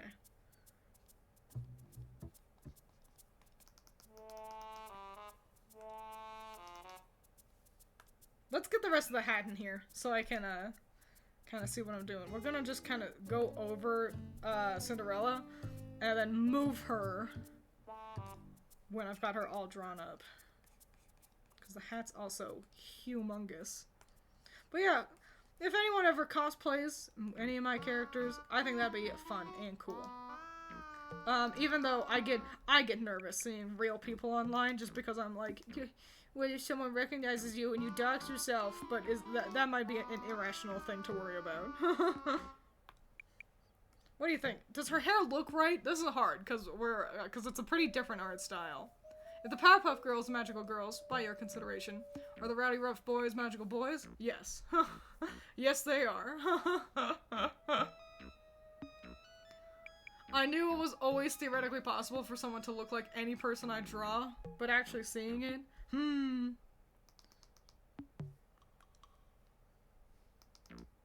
maybe I'm drawn to out there designs.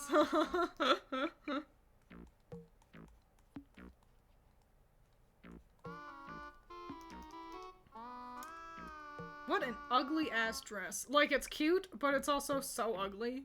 You know what I'm saying? This thing, that's gonna be a nightmare. I don't want to color that in. Okay. I'll cross that bridge when I get there. It's like this shapeless tube.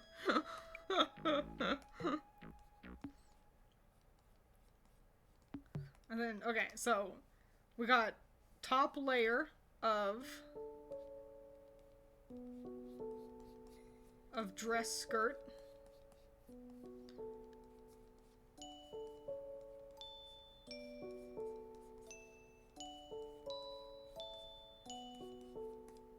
And then, okay, I see. And then a pretty minimal second layer, and then underneath that is like a petticoat layer, is how I'll describe that.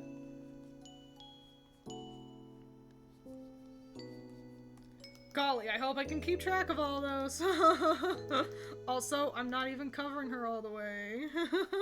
Hang on, let me make something a little bit bigger.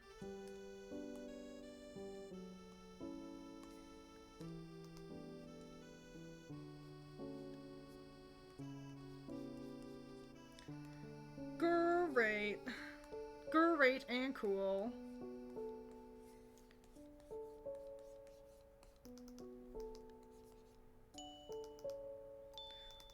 What an ugly dress.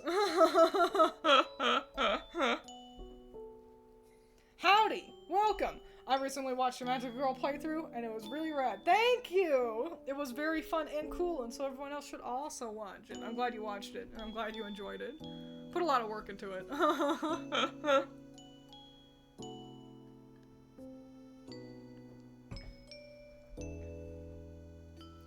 Think of Doremi's hair like a bug with its face up.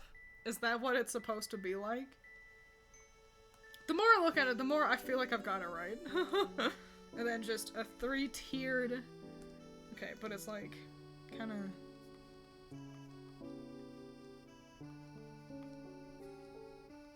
Cool, that looks excellent. And then just do that on the other side.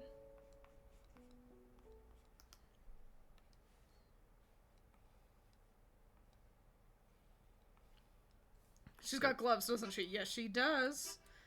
I remember. I remember these big-ass gloves.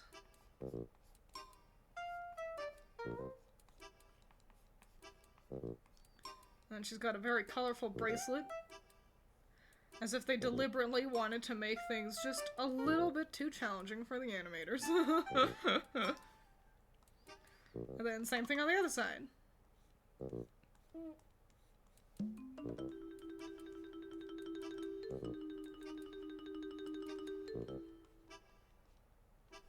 Oh, and I mustn't forget the trim that it's got.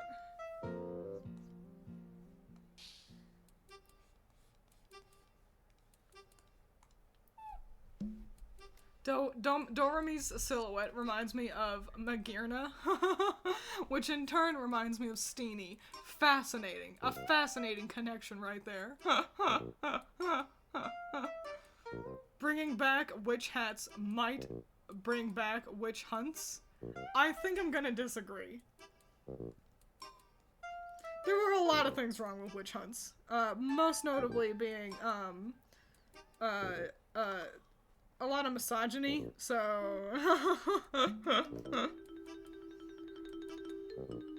I think witch hats are cute. Look at these giant, stupid shoes. They're so gigantic and stupid. Okay. Stupid, affectionate, you know?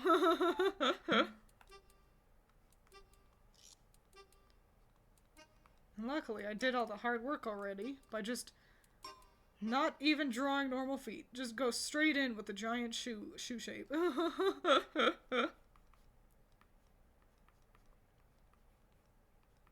Hang on, I know the background music ended. I'm getting a shoe. I'm doing shoe. Hang on. Okay. I also kind of love the stupid shoes. When you do your Magical Girl playthroughs, do you try to avoid using Pokemon you've used in previous playthroughs? Yes. I do. And I know that, theoretically, if I keep doing them, that, like, I'll run out of options. For example, if I were to do one in, like, Gold and Silver, I've already used a good, basically, most options that I could from Kanto. And I've already pulled some Johto Pokemon as well for other playthroughs. So, eventually, I'm sure I could have repeats, but I tried to avoid repeats.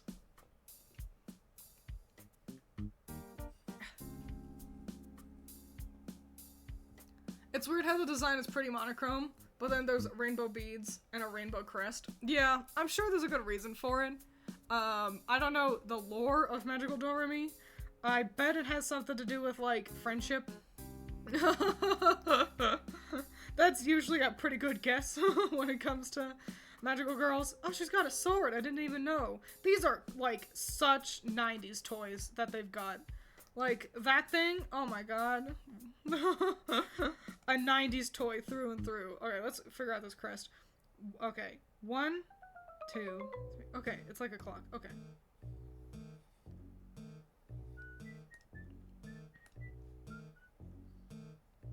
One, 2, 3, 4, 5, 6, 7, 8. Wow. What a cutie pie. What's funny is she actually ends up looking aged up for me because just kind of how designs work, isn't it? Like, that's clearly a little kid, and even though it's not dissimilar, she just looks slightly older with in my art style. Kind of fascinating, isn't it? Great. I think we should have a bathroom break. I think everyone should be given the opportunity to go grab a snack or go to the bathroom, get a drink if you need one.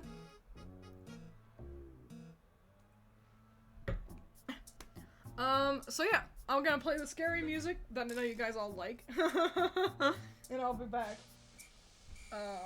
in the not too distant future, and we can return and do Dorami's line art and color her in, and then probably draw another magical girl. So yeah, let's I'm gonna crank the desktop audio, and y'all can enjoy the scary music. If you're sitting around in chat waiting for me to return, I offer you this opportunity to discuss what to discuss. Discuss what Pokemon isn't a magical girl that you wish you could see get a magical girl design. How's that sound? Like if I were to find a shiny version of one so I could use it in a magical girl playthrough. What Pokemon would you like to see the most? There you go. There's your good, interesting discussion topic, and I'll be right back.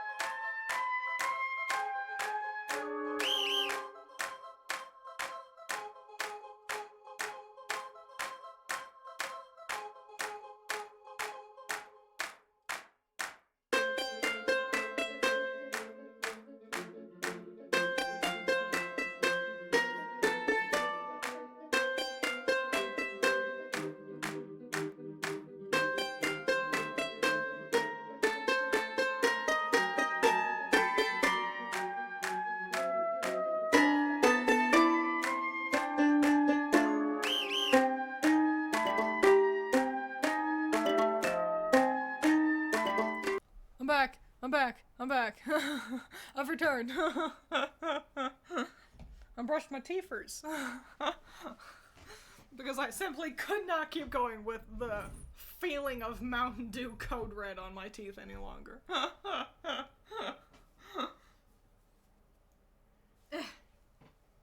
So now you don't gotta worry about stanky breath twins no more. Shift Tree. Yo, I love Shift Tree. I'm so into Shift Tree. And at first it was like, oh, he's kind of ugly. And then every second that Shift Tree is in my life again, like either seeing it, fighting against it, hearing the name, I'm like, I like Shift Tree even more and more. Oh, let's get this BGM back in. Okay, cool. Let's see what other options you all said. Let's see. Every Pokemon is a magical girl if you aren't a coward. Wrong. Some of them just aren't. Skullvillain? I wish Skullvillain had another evolution. I wish, like, it evolved again. I just, that's irrelevant to the topic, but it's just the truth. Every time I think the music won't be that bad, but it creeps up on me. I'm sorry. I'm just really good at making scary music. Chinchou! Chinchou might be a magical girl. Iron Crown might be. Wait, which one's Iron Crown again? Iron Crown. It's like Pikmin cave music. That's so funny. Shiny Wooper. I always thought the Wooper line was super derpy. Wooper do be pretty damn derpy. I'm using it in my playthrough because I say it counts, but probably wouldn't for you, Lucario. I wouldn't say Lucario. It's a little too shonen, but I do like Lucario. It's even though I always forget about it. Bronzong, oh fun. Minior I think you could make the argument of Minior being a magical girl. But it's just not a very good Pokemon. Now is it?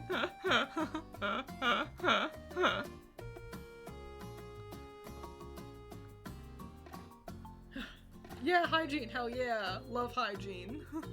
Gotta go run errands, well, adios. Future Cabalion. Yeah.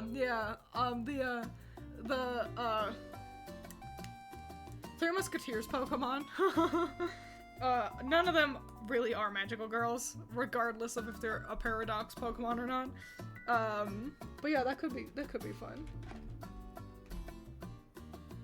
Pokemon like Rhyperior, Aggron, and Nidoking would be more challenging to turn into magical girls. Exactly, which is why, even though I quite like all three of those Pokemon, why they don't count as magical girls unless you find a shiny, because all shinies are magical girls, and so that is the exception. Is adios, by the way, Stereotype Gamer. If you really, really want, you know, like a Nidoking to be a magical girl, you gotta find a shiny one. So yeah. And that rule always applies. And you'll have to check out my video to see if I find a shiny Pokemon and get to use an unconventional magical girl. Wink wonk! And then check in tomorrow when we discuss all the designs on stream, because it'll be really fun. I'm really excited about it. I like talking about character design with you guys. In general.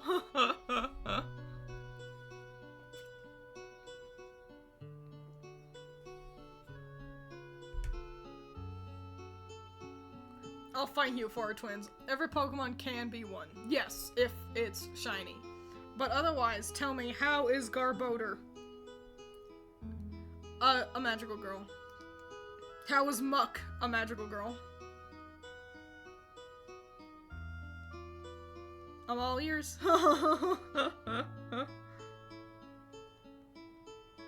Imagine, you catch a shiny Muck and you get to make it a magical girl. Here's the thing, here's a little sneak preview for me discussing my designs. So, spoiler, I do catch a shiny Pokemon.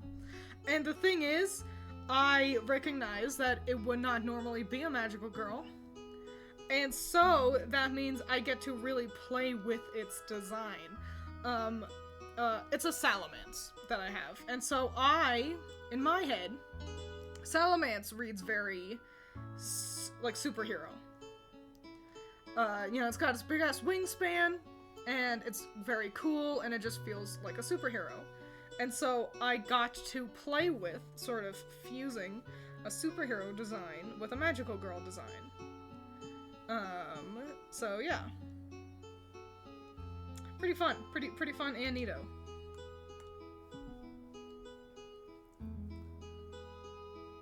I think I can turn even Muck into one. Well, see, that's the thing. Yeah, you can draw a cute girl for every Pokemon. Moemon already exists. But if you show someone Muck and you ask, does that look like a magical girl? They'll go, fucking no. That's a puddle of slime. That might be the villain in a magical girl show. And that's the difference. Otherwise, otherwise it's just a normal playthrough. That's the thing. That's the fun part, is that I'm not using every Pokemon that I normally would use. The fun part is that it prompts creativity and limits your options, but without being too limiting. I always get a comment. I need water, hang on. I always get a comment that's like, I thought you were just gonna use fairy types. And it's like, well, yeah, I'm not doing a mono-type challenge. Yeah, those can be fun, I suppose, but it's a themed challenge. And if you don't limit your options for a themed challenge, then you're not doing a challenge. And so, I'm gonna do a challenge where I'm just doing, like, food Pokemon. Like, I'm gonna do a challenge. I'm role-playing as Gordon Ramsay, and so I need food-themed Pokemon. Oh, well, arguably you can eat anything, and then you're just doing a playthrough. And there's, oh, well, yeah, okay, so then I chose just Bulbasaur as my starter, and I caught a Rattata, and I caught a Pidgey, and then later on I decided to trade that out for, and that's just a normal playthrough. Like, yeah, you can make a boring argument that you can draw any Pokemon as a cute girl. Sure, I'm sure you can. And like I said, Moemon does already prove that that's true. But, like, the fun part is the limiting aspect of it. I look at Muck and that's not a magical girl. But shinies are always magical girls, which adds a fun extra layer of challenge to it. But the point isn't just to draw every Pokemon as a cute girl, because, again, that's just Moemon.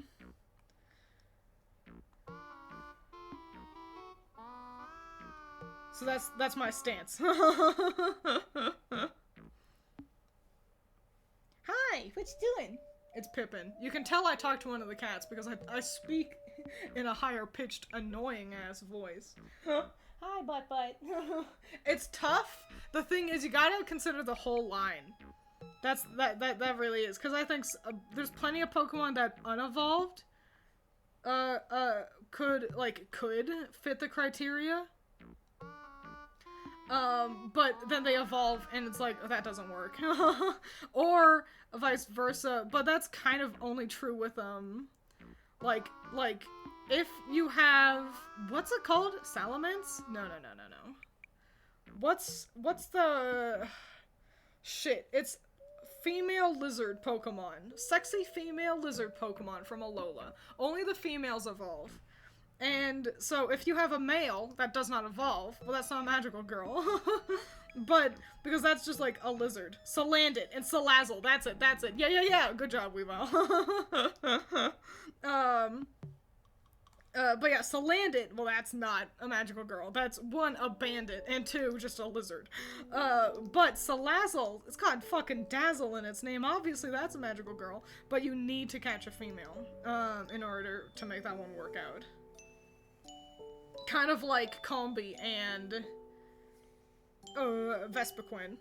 And, and here's one that isn't even just, like, limited to, like, only females evolve.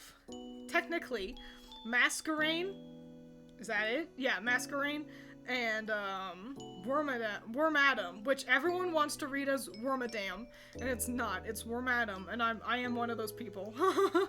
Burmese evolutions. The male evolve into Masquerain, and the female evolve into Wormadam.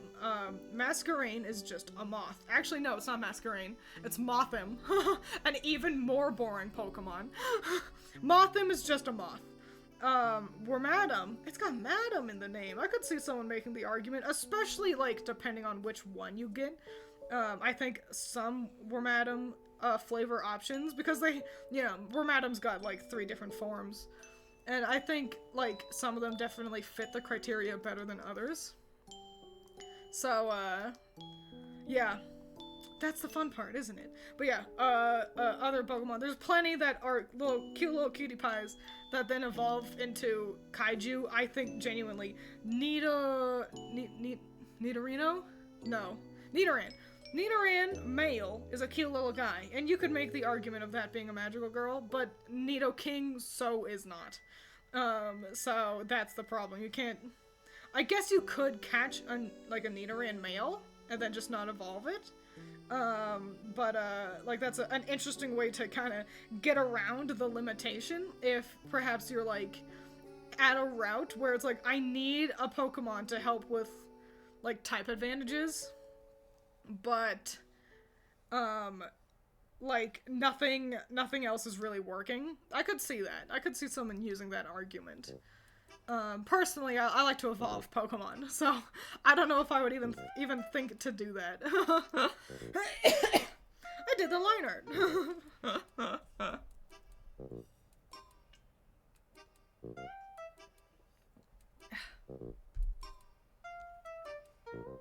Masquerain, I think, could fit in general. Masquerain could, you're right. It's just so boring. The moths are also a little harder. It's easy to say that the butterfly Pokemon, like Butterfree or Beautifly, like, it's easy to say they count as magical girls. Moths are harder just because they tend to be more mean looking. And, it's tough to, like, convince myself sometimes of a mean-looking magical girl, unless it's a ghost-type Pokemon. Obviously, arguments can always be made. I told myself that, Shuppet counts as a magical girl. And now I'm like, I don't know if I would always consider Shuppet a magical girl, but, you know, it really is on the day. That's why my, like, it's a funny gag to say, like, my criteria is... I'm in charge. What I say goes for those videos. But really it's, you know, it's up to the person. Everyone's opinions are different. And it's my video, and that's the only thing that's the only real reason why I'm in charge and what I say goes, and why there aren't harder criteria outside of that. Because just kind of, you know, some are easier than others. You know, it's pretty easy to be like, you know what is a magical girl? Hatterini. But others, you know, they kind of come and go. Kangaskhan as a magical girl is an interesting one. It is, and I think it would count, because even though I am #1 proponent of you don't have to be a girl to be a magical girl, it is still the magical girl genre. And so because of that, like, I do favor the female the female Pokemon lines. That's why, like, Nidoqueen counts. Even though classically it's not particularly magical girl-y, but being the only female, like exclusively female Pokemon in the early games, I think gives it sort of a pass. You know? And I think Kangaskhan is exactly the same, where it's so mother-coded, like, it's so feminine that it gets to kind of bend the rules. At least that's what I would say. But Kangaskhan's also awfully difficult to find, I feel like. I don't know if, like, I've ever caught Kangaskhan. So while I'm not opposed to using it for a magical girl, adventure. I just don't know if I ever would. just by virtue of not being good at the game. Yeah, that's very true. Thought turning a Pokemon into a magical girl would be easy, and I'm having trouble with turning Dawn Wings Necrozma into an evil magical girl. Oh, that's pretty fun stuff. That's a cool idea, though. I feel for where Madam Rock form would fit that food theme playthrough you made up because it looks like pizza. Fascinating. I think I would be a little bit harsher on a theoretical food theme. Honestly, it sounds like the kind of run that I would put a team together beforehand, rather than my magical girl adventures where I kind of catch them as I go, you know?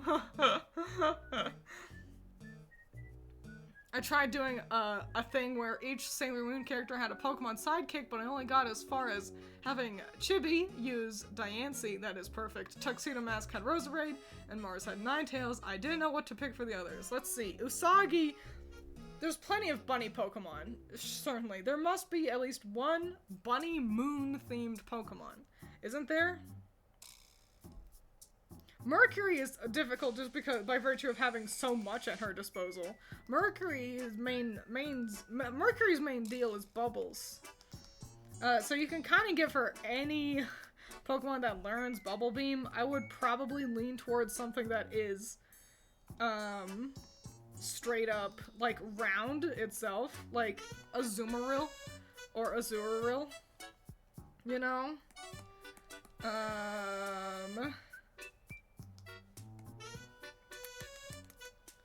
What am I saying here? I'm thinking super hard while also doing colors. Who you had? Who else is there? Jupiter does lightning, but specifically green lightning. She's also a bit of a tussler, Jupiter. There's definitely a green, like, electric type Pokemon out there. But I think for that one it'd be easier to be looking at the Pokedex. Poisonally. Wait, where is the... Oh, no, it's that one.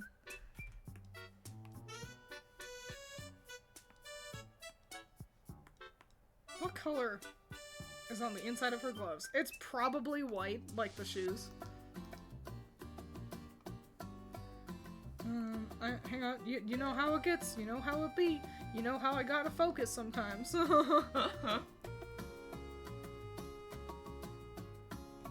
But also you say all this while having your starter be a toad squirrel because you thought mushrooms are really cool material for magical girlness. Listen, toad squirrel is a magical girl. You look at that and you don't think it's a magical girl? Look at it. It's pink and yellow. It's so magical girl flavored.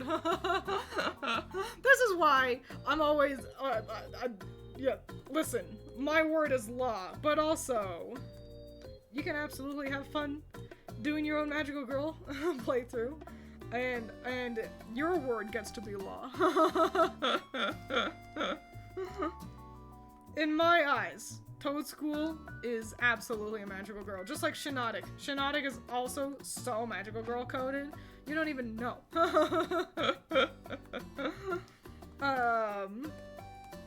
That's just how it is.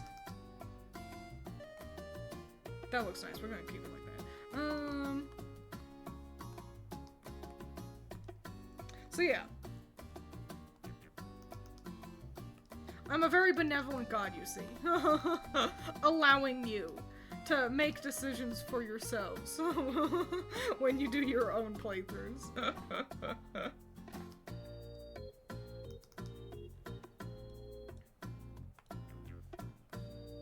Besides, it's irrelevant. That video's doing really poorly anyway.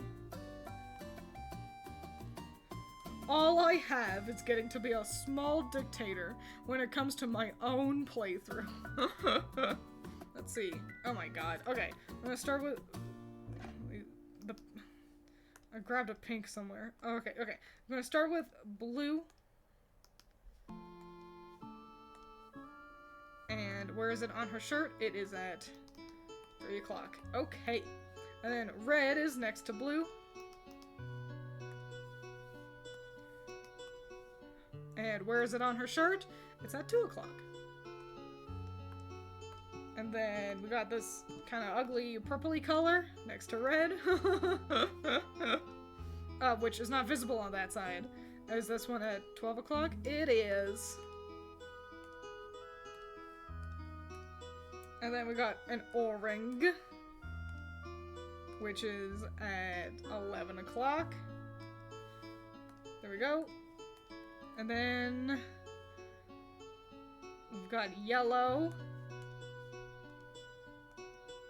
But now we're actually going to jump to the other side of blue here, where we got this nicer shade of purple.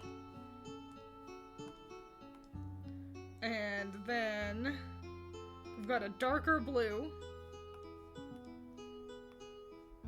Hell yeah. And then the final secret one is a green that's impossible to see. Yay. Wow! It's Doremi! What a cutie pie!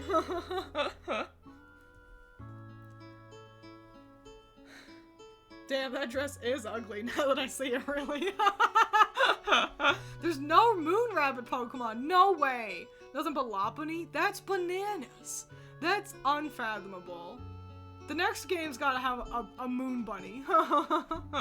Finishing up my Magical Girl Sword playthrough. I'm battling Oleana, and I'm just wondering, how the hell did Leon and Rose not hear all that? How the hell were they having that discussion for hours? That's what I want to know.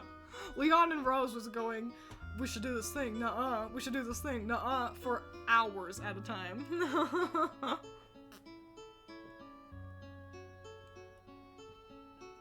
See, there is Rotom and Voltorb, being grass electric. Oh yeah, for the, yeah, like, old Voltorb. Yeah. But aesthetically, I didn't like it. Maybe Hitmonchan? Hitmonchan's just also not quite right. Hum hum, ho ho. Hum ho hum ho. Yeah, Jupiter is a rough one.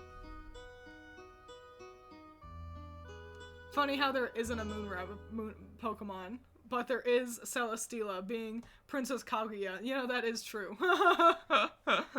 Neptune would have Primarina. You're so right.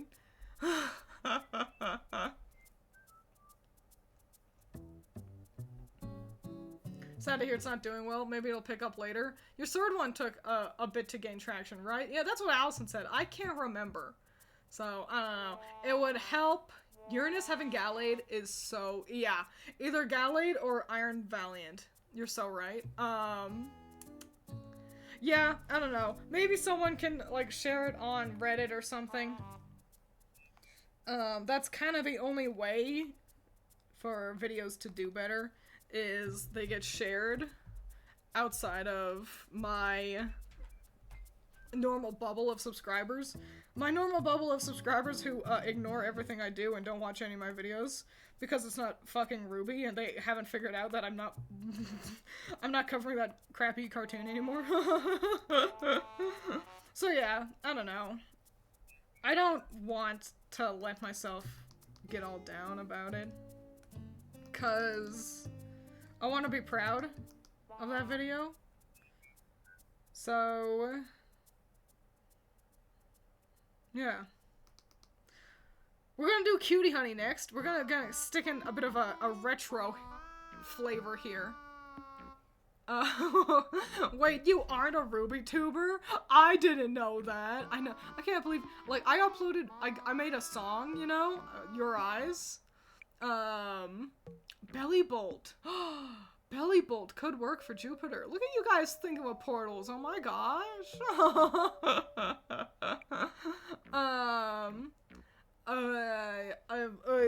What the fuck was I saying? We're gonna do Cutie Honey. Bit of a retro little section we're gonna be in here. Cutie Honey, I think, wanders the furthest away from being a magical girl aesthetically, but she is absolutely a magical girl. So, yep, hooray. I know shit diddly about Cutie Honey. I just know that she exists. I don't know what pose to put her in. I'll pick something confident looking. Do I want to give her the sword? I kind of suck at drawing swords. She's gonna look crazy next to Doremi.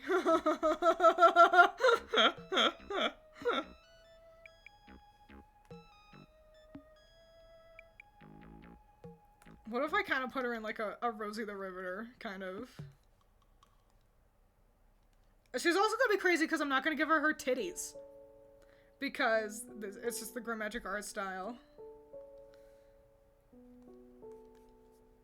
So she's gonna be like kind of the furthest from her normal look.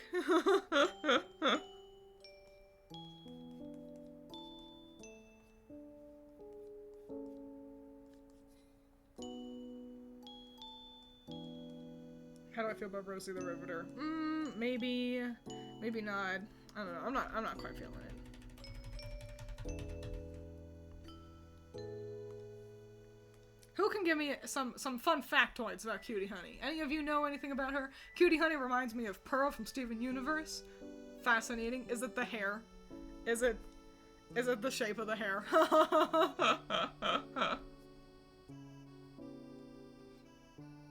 Pardon me, I'm looking through a list of Pokemon and found Jinx, and the laugh I let out was crazy. That's somebody's favorite Pokemon. Yo, you are not in the Pokemon sphere if you don't automatically think about Jinx. Jinx is a classic Pokemon. Jinx is from the original 151, and yeah, Jinx is pretty awesome. She's based off of a similar thing as, what's it called?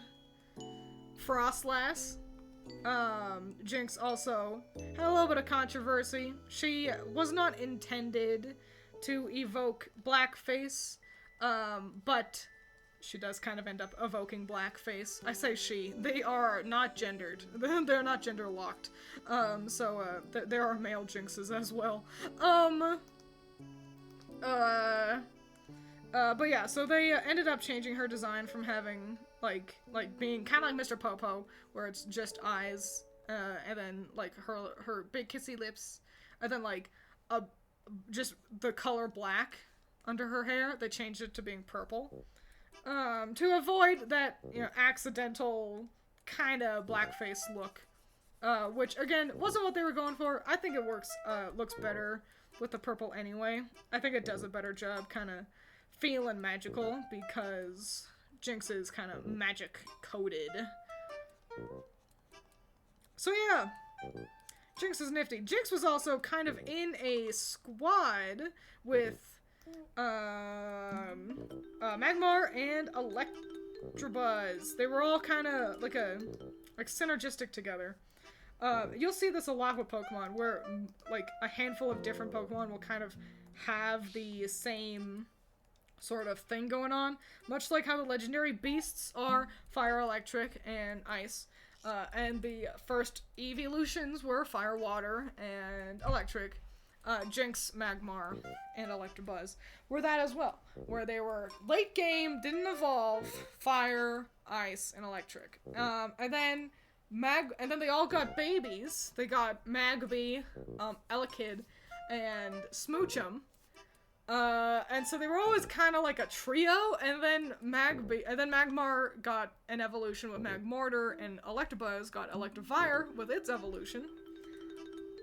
But Jinx got left out, and Jinx has kind of been left out since then. I'm wondering if they're less interested in using Jinx too much, since she did garner some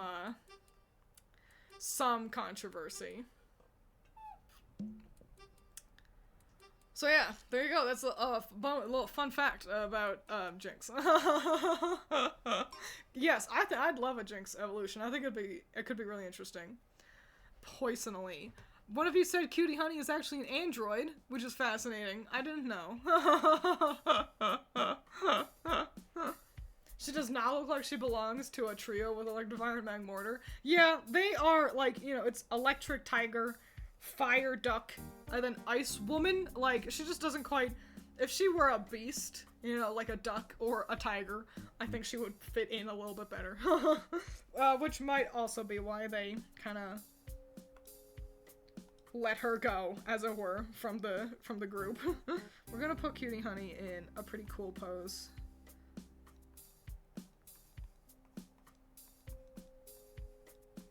A cool but challenging pose. How straight do I want the sword to be. I think I want it to be pretty out there. And then this hand can still be on her hip. We're given kind of Utna here, which is not a bad thing. Utna was another one that was considered for this collection of magical girls, but I was like, does Utna transform? I thought she just fought boys with swords. And outside of her unfathomable transformation into a vehicle, in like the finale movie or whatever, no. So, yeah, she did not make the cut, but Utna and Princess Gorgeous, whose name I can't remember, like, they've got a magical girl vibe. I love the vibes of Utna, but just not quite what I was looking for. Ice Woman. How does Jupiter and Septile sound? Specifically Mega. Which one's Septile again? Oh. That's the right color for sure. I don't hate the combo. By any means. I think Belly Bolt fits it better, but if I saw Mega Septile with Jupiter, I wouldn't be like, that's wrong, you know? Let the sword be gay. Swords end up a little bit gay in the world of, I can't draw, like, a straight line to save my life. So don't worry, it'll be a little bit gay.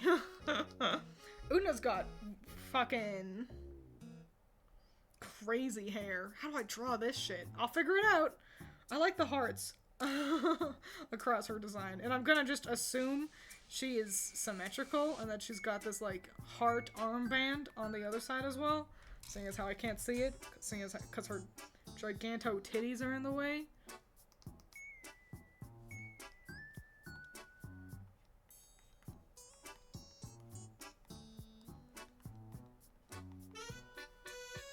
She's got some intense eyelashes. I like it.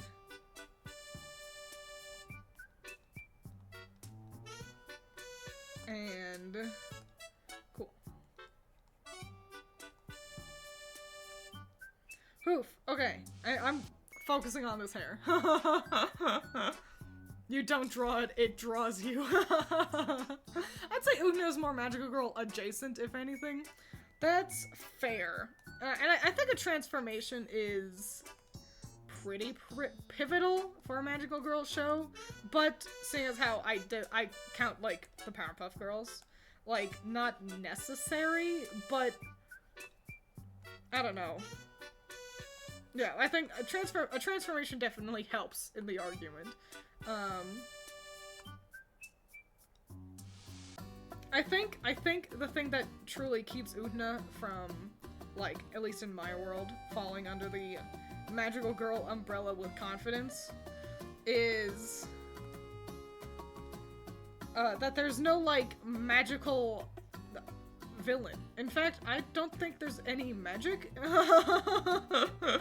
But also this is where I embarrass myself and reveal that I haven't seen Utna. I'd like to. But I am the world's busiest girl in all the land, and I just don't have the time. Don't have the time to watch a whole lot of anime.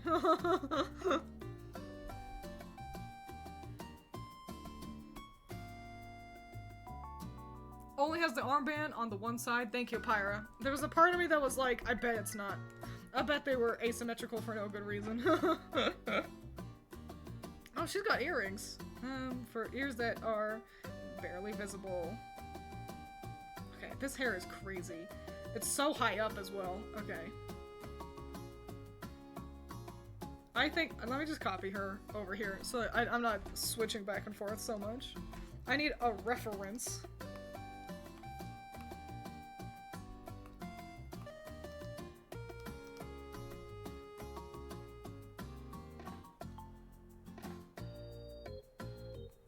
It's cool hair. She's cooler than I'll ever be. Which isn't hard. Twiins, the classically a loser ink. Don't know why you all like me so much. Cool.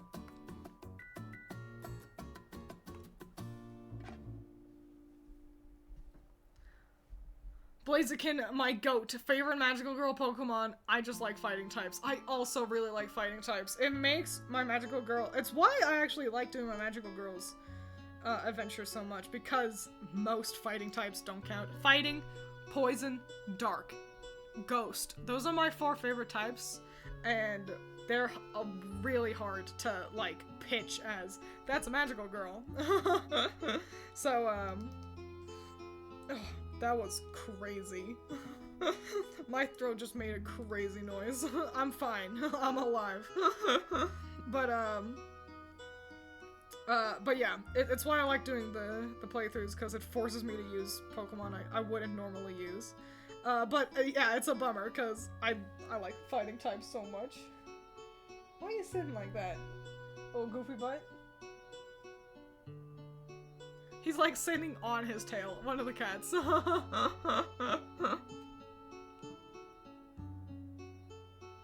Cause you are cool? Well, that's not true, but thanks for the lie. No. I'm not cool, I'm hip. Or maybe I'm not hip, I'm cool. How cool can I be if I say I'm hip? Her arms are... all of her limbs are the longest thing on planet Earth. This is a long-limbed woman.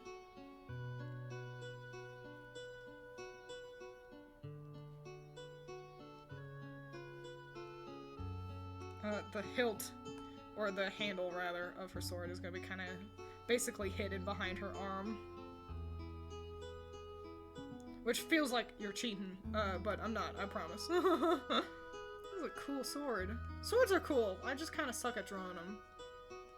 No matter how much I do it. Like, I've been drawing crappy swords for my whole life. I had to, if I wanted to try to draw Legend of Zelda fan art. And I did. I drew a whole lot of adventures of Link bumming around, doing nothing all that important. But, but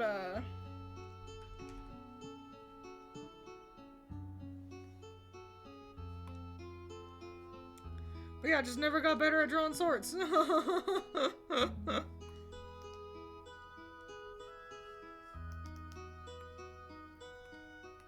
She looks so... she's giving such high puffy Amiyumi without her titties. Like, this sleek haircut plus the no titty transformed her into high puffy Amiyumi. It's just the truth. I don't know how that happened, but it did. We learn something new every day, I guess.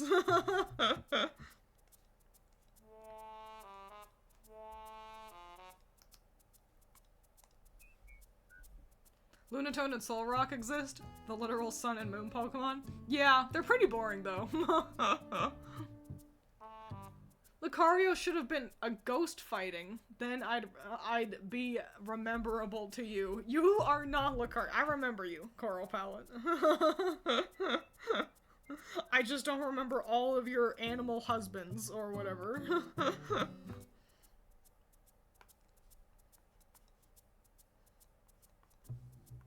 The funny part is, I should remember Lucario more, because I had a Lucario toy that was quite notable growing up, in that we liked, so, you know, it's like a hard toy, and its head could kind of rotate, you know how hard toys could do that? Like, its arms could go up and down, and we had Lucario, and I say we, because obviously Critter was also there, growing up.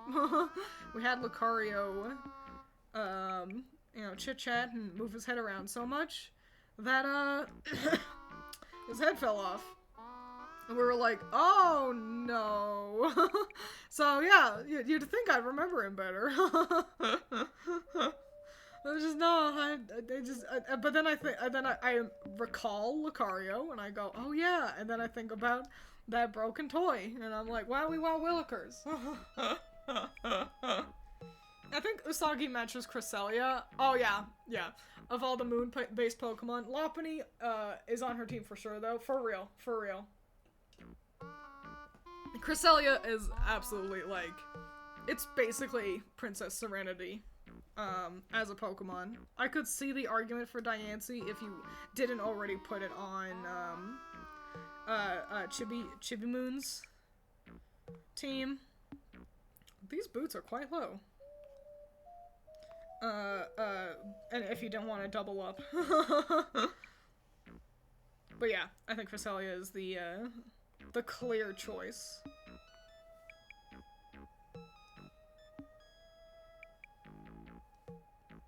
What time is it? How long have we been going? Okay, not too long. We could probably do another magical girl. Art streams are crazy. I feel like my art streams do quite well, like, as I'm live. All streams reach a nexus point, though. I feel like streams do well, and then you get to, like, 4 hours, and they fall off. And then, like, chat kind of goes real quiet. And, like, it feels like this happens every single time. And then also, art VODs never do well. Wow, she looks crazy without her titties. It doesn't help that I still gave her a decent amount of ass, you know? Wowie wow willikers. Isn't that fun? Line art. Is there gonna be a Pokemon team building streams with Sailor Moon and other magical girls this month? Probably not Sailor Moon since we've discussed it so much today, but probably. I like making Pokemon teams. It's just a matter of choosing what franchise to make Pokemon teams for. Maybe more Grim Magic? I don't think we did teams for the Rumpelstiltskin chapter characters. But I can't remember. But yeah, I think I just did the first main 5 girls. So maybe we'll choose our favorite magical girl show. Oh, maybe we'll do Cute High Earth Defense Club Love. I like Cute High Earth Defense Club Love, even though I don't think that's its name. I think I get it wrong every single time. But yeah, maybe we'll do that in anticipation of they've got a new like season coming out. They're set in like the Edo period? I don't know. In the past, and they're like magical girl maids, which is exciting, and I'm just glad that series is still going on, despite seeming to be pretty niche.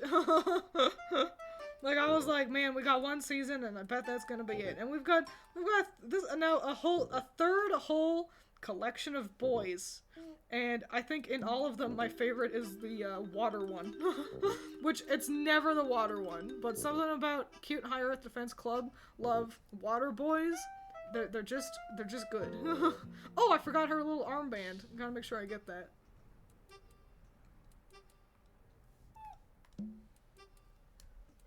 Bennett, being some random doll that just came alive out of hatred, is magical girl villain material, if an I ever heard it. Thank goodness, that validates my decision to put it in the, put it on the team. I think doll-based Pokemon have a leg up. Like, it's a lot harder for me to go like, Gengar is a magical girl, because it's not. But Bennett being a doll, it's got like the same argument as Stuffle, I think, so that was, I think, I kind of knew that Bennett probably wouldn't stick around anyway. You know, I was like, yeah, I'll use a Shuppet for the, you know, for the 10 fights where it'll be usable, and then it'll just get outclassed by other things. Like my amazing Azumarill that I didn't have on the team for so long. That's alright. It's alright. You'll have to watch the video if you want all the juicy deets on my team and how it shakes down, though. I don't know why, but something about Cutie Honey's design reminds me of Amanda from Little Witch Academia. I have not seen a single second of Little Witch Academia. Which one is Amanda? Is she the protagonist? I'm gonna blame the hair if that's the case. If she's not the protagonist, I'm gonna blame the face. The sassy ass expression I gave her. I don't know if this is a reach, but if you've seen Magical Girl Lyrical Nanoha, I'd say her vibes and design really match Latias. I feel like I've heard that name before, but like I can't recall what it looks like. Latios and Latias. It's tough. Legendaries and mythicals are tough because you so rarely get them anyway. But I'd say Latios at least gets an argument for being a magical girl. Again, it's because it's an all-female Pokemon. Those ones kind of get a leg up, like how I said with like Nidoqueen.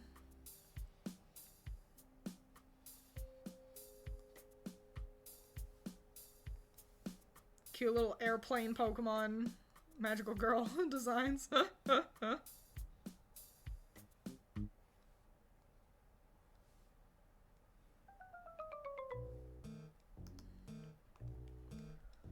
Oof. Oof, huff, huff, ho. Yeah, Miss Magis, for sure.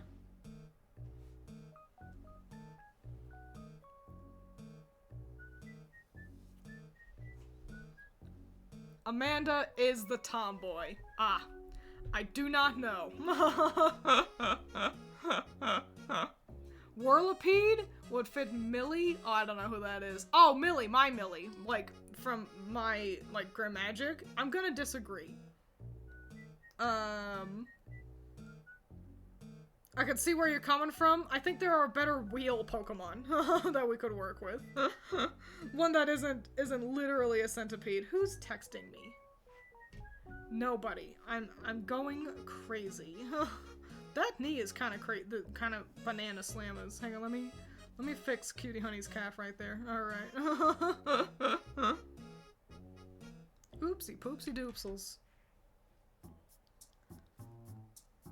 Can't stream for too long because I do gotta record audio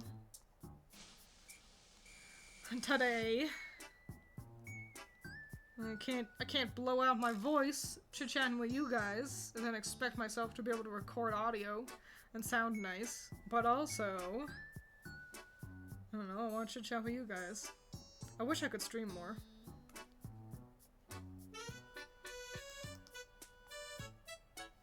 Yeah, my sword sucks. Hang on.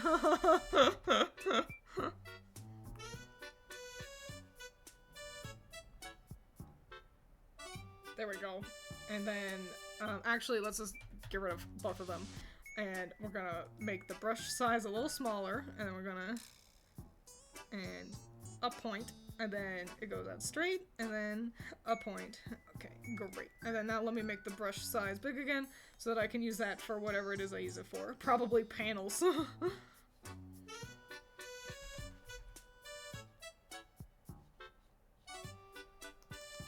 Great. What a cutie pie. She looks so retro. I'm kind of loving it. This hair was like, how do I do this? And then I did it, and it's pretty cool. I'm digging it a whole lot.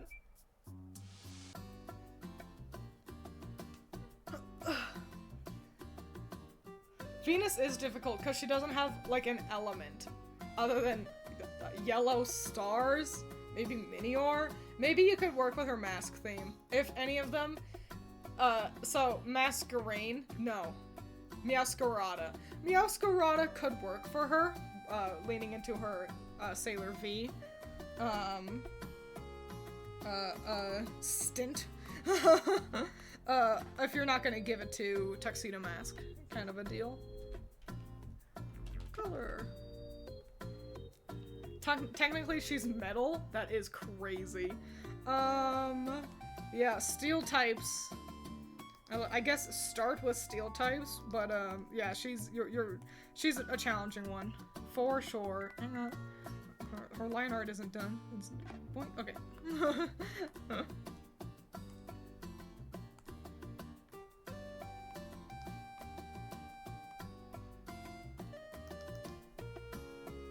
Gotta get her ears. Little Inviso ears. What a slick ass design. I'm really liking Cutie Honey's design. I like the silhouette of it. Even her version, yeah, where she's got her gigantic titties all out. I like both of these. I like how mine feels quite spunky and normal Cutie Honey is, I mean, let's be honest, you know, she's sexy and cool. We all want to grow up to be as cool as Cutie Honey. So yeah, she's really, she's a standout. I'm digging it. Glad I included her. She's got dark ass eyes.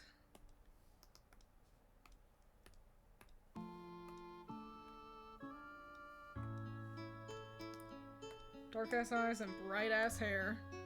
How it used to be in the 80s and 90s.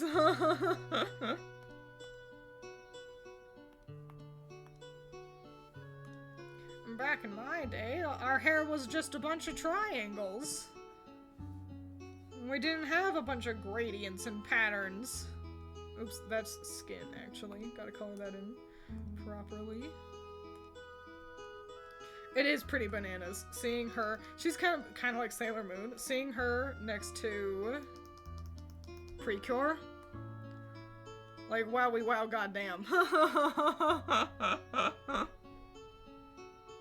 If only we could be even half of Cutie Honey. For real.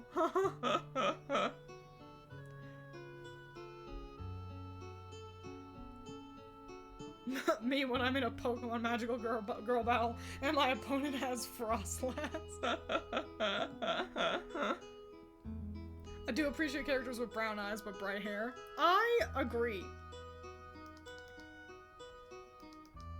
I tend to gravitate more towards pretty bright eyes. I'm a real fan of yellow eyes, I've learned. They just look cool, but I try to, I've been trying to various degrees of success to incorporate more kind of unique hair and eye colors into my designs. 'Cause I do tend to latch onto a few handful of options, and, you know, I like branching out. I like having variety. Variety is the spice of life, isn't it? And then her sword.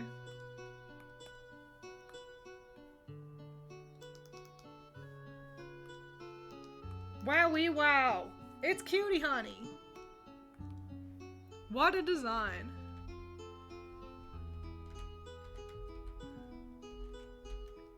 Cutie Honey. I'm really happy with her.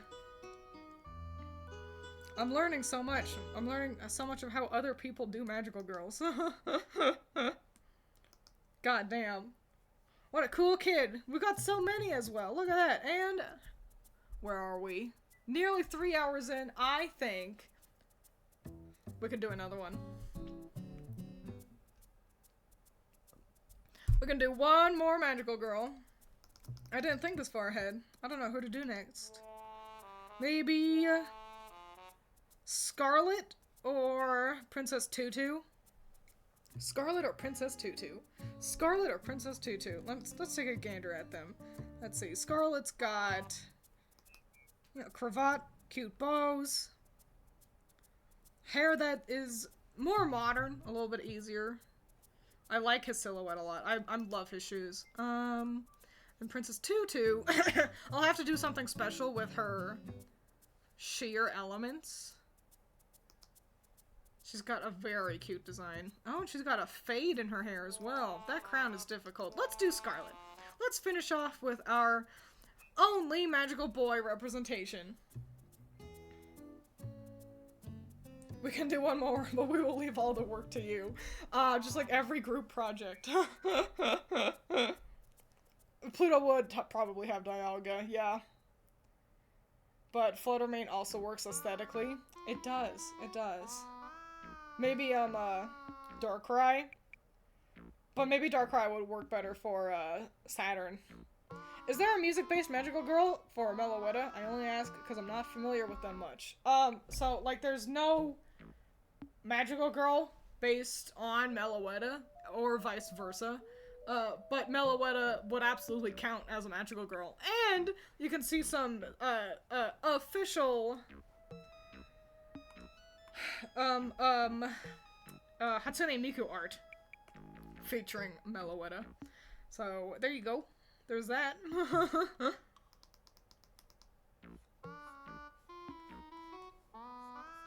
I don't know what to do for Scarlet. Oh wait, yes I do. In terms of pose. It's always in terms of pose. That's always the first step.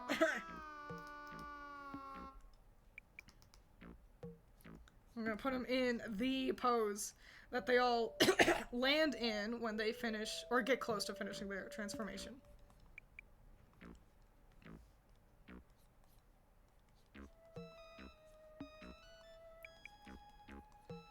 And they give us cute little hearts with their hands.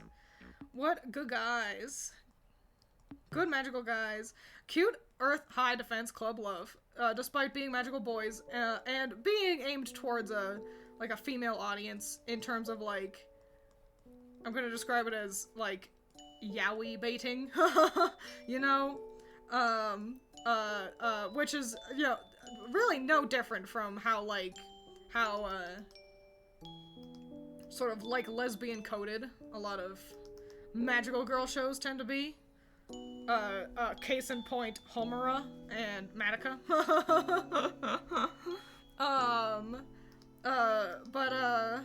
Like, Cute Earth Defense High Club Love, takes the genre so seriously that it is a more genuine magical girl show than so many others, on the market right now.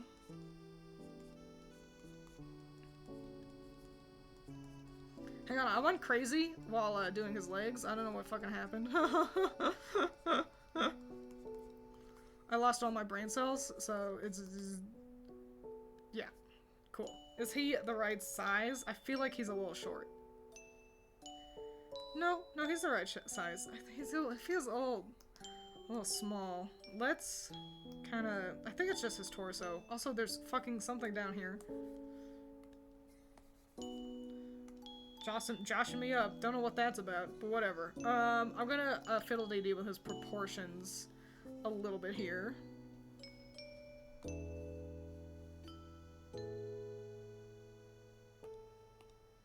We're gonna... a little bit. And we're gonna make his torso just a little bit longer.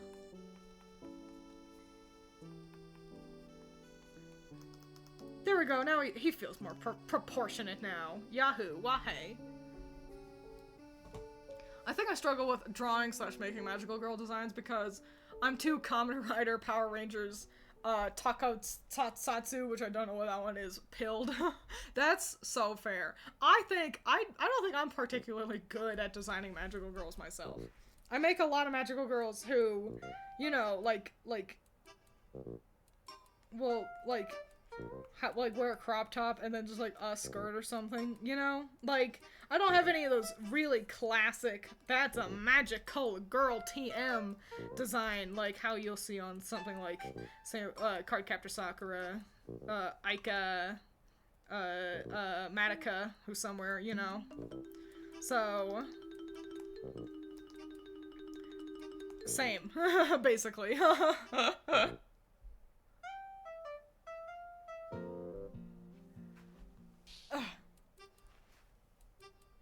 I have some vague ideas for magical boys where they're Boy Scouts, but I only have weapon ideas and not uniforms. Well, luckily, if you make them Boy Scouts, you have the Boy Scout uniform to kind of work as a basis.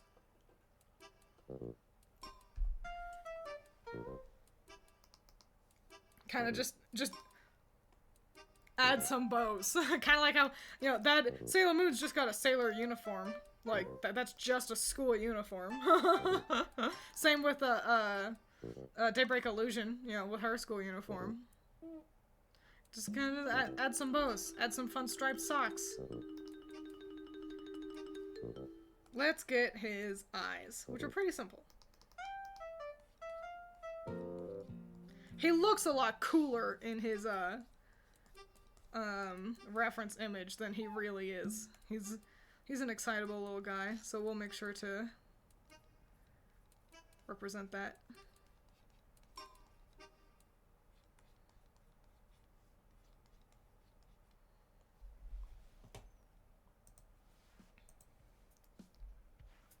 He is gremlin coded. He's pretty gremlin coded. He is like young and excitable. He likes friendship. He is the most like a classic magical girl of the team, in terms of personality. And also is the youngest.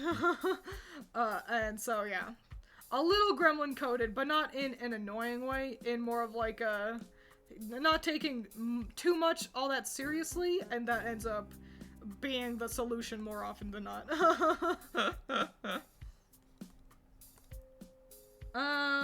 This is a bit of a shift in discussion, but one of you noted Sylveon, probably while listing Magical Girl adjacent Pokemon. Sylveon is perhaps the most Magical Girl Pokemon.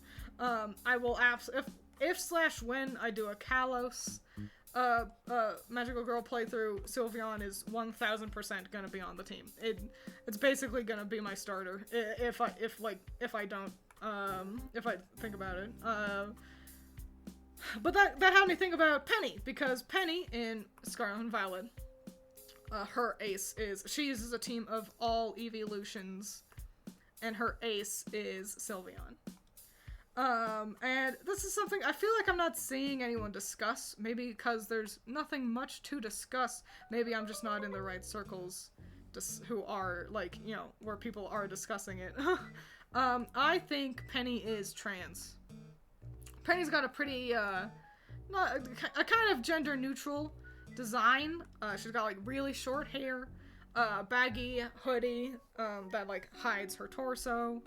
But, you know, she's got, like, a cute little skirt, her cute backpack.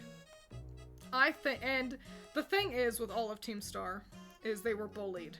And that's why they made Team Star, so they could fight back against the bullies. And we learn why everyone else, like why they were getting bullied. Like, Atticus speaks all, like, archaically, and, you know, Giacomo was too much of a stickler for rules, yada yada. And we never learn why Penny was bullied. We just know that Penny stays locked in her room. She doesn't even leave her room.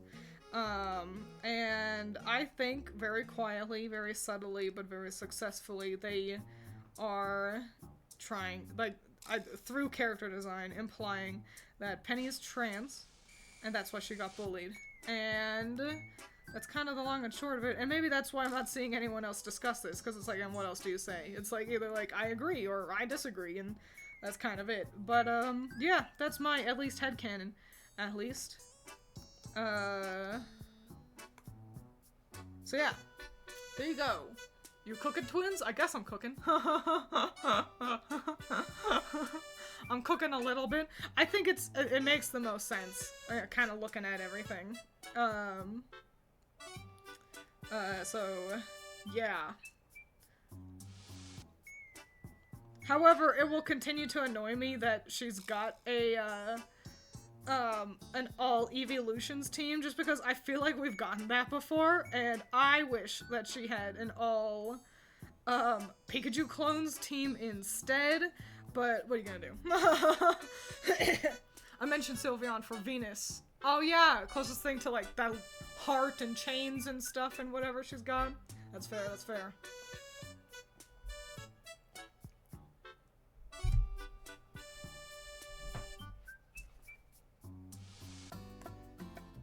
So yeah, end thought. This is a lot of bows. I'm gonna get these gloves in, so that, cause they're so in my way. With these, like, big ass, chunky, kind of wrist elements.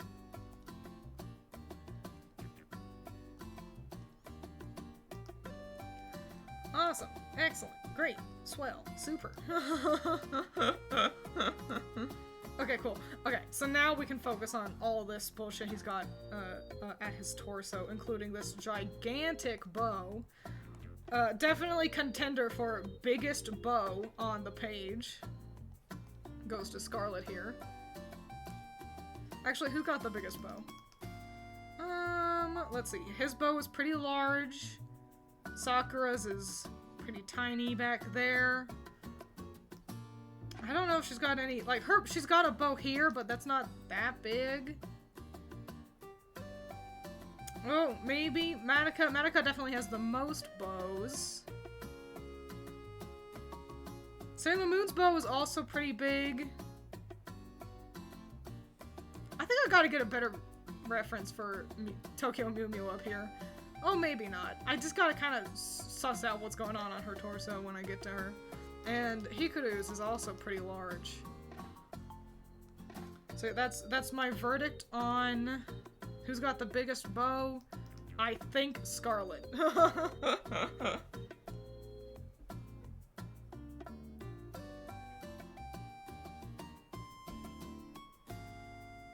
Also, if I'm quiet and started drawing, I'm doing Jinka's fan art for the Super Eye Patch Wolf Pokemon streams. What? He's been doing Pokemon? That's fun. I hope he's liking it. Super Eye Patch Wolf is one of those people whose opinions I respect, and so I really don't want him to be like, I think the new games are ugly and bad and I hate them. But I don't know which one he's even playing. He's also one, I respect his opinion so much. So, Super Eye Patch Wolf has a series, which are his things I love. It'll be like things I loved in a year, or this holiday season, or whatever it is. And, like, a secret goal of mine is, golly, oh gosh, I would love to make something that Eye Patch Wolf loves. And not because, like, oh, then I'll be popular, but, like, to hear him talk with such passion about things, it's so inspiring. I wish that, you know, that I could make things that inspire people with that much passion as he does. So yeah. Maybe one day I'll make something good enough to reach Mr. Eye Patch Wolf's eyes, and he'll love it. But yeah, that's the goal. I mean, I would love it if anybody made like a video essay discussing like something I make. God damn, that'd be so cool. But I guess that's for future Twiins to look forward to, huh? I made his bow kind of too big. That's fine, we'll just fuck it. Fuck it, who cares? We'll just make the cravat big, too. This is where we start to lose me. I suck when you start putting lines in designs. I get lost.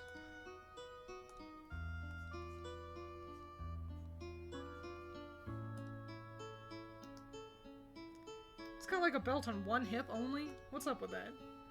What's wrong with you? A lot of things, but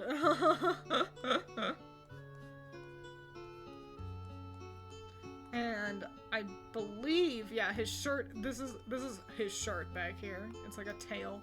So I'll handle that in a little bit. I don't know why, but I think Klefki is super magical girl coded, but I think that's just me. Klefki was kind of like somehow ended up being sort of the face of the fairy type. Early on in Pokemon, because, you know, it was introduced in that generation, and I don't know, Klefki was just kind of the talk of the town, so maybe that's why it's so latched onto you. Personally, I mean, I guess you could make the argument. Would I say Klefki is a magical girl? I'm gonna say no. Having no evolution definitely doesn't help, but I don't know, it's kind of too much just keys. I could be convinced though. You know, I could definitely be convinced otherwise.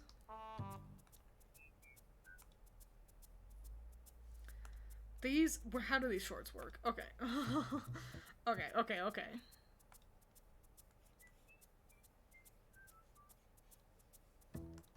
And the waist is really low too. Okay, okay. Hang on, I'm thinking and I'm cooking. You know how it is.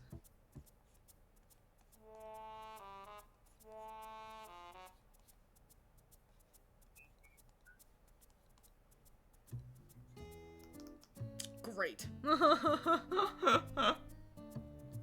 Renegade Platinum. I see. So yeah, he won't people like Platinum.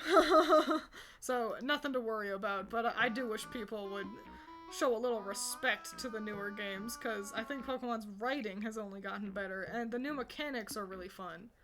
Like, I got a comment on my video that was like, so at one point I'm kind of gushing about the sunrise. I'm like, it's so pretty, look at the sunrise! And I got a comment, like, timestamping that part and being like, one of the few points where the game actually looks decent. Here's hoping that, you know, extra years of development time will actually help the games out. And I didn't reply, but on the inside, I was like, brother, you are reading the room incorrectly if you think this is a place where shitting on Pokemon is what we do here. I spent 2 years making a 3-hour-long video as a gigantic love letter to the game. You're not gonna get any upvotes from me if you sit there and shit on the game. So yeah, that was funny. Hang on, I just noticed that Scarlet's got some real twiggy ass legs, so trying to adjust that on the fly here. Twiggy ass legs and then cool ass. I love this. I love these chonky fold over boot designs. I love that across all things. Like in general, you want me to like a character design? Put some chunky ass fold over boot bullshit on them. And I'll be like, hell yeah, look at that chunky fold over boot bullshit.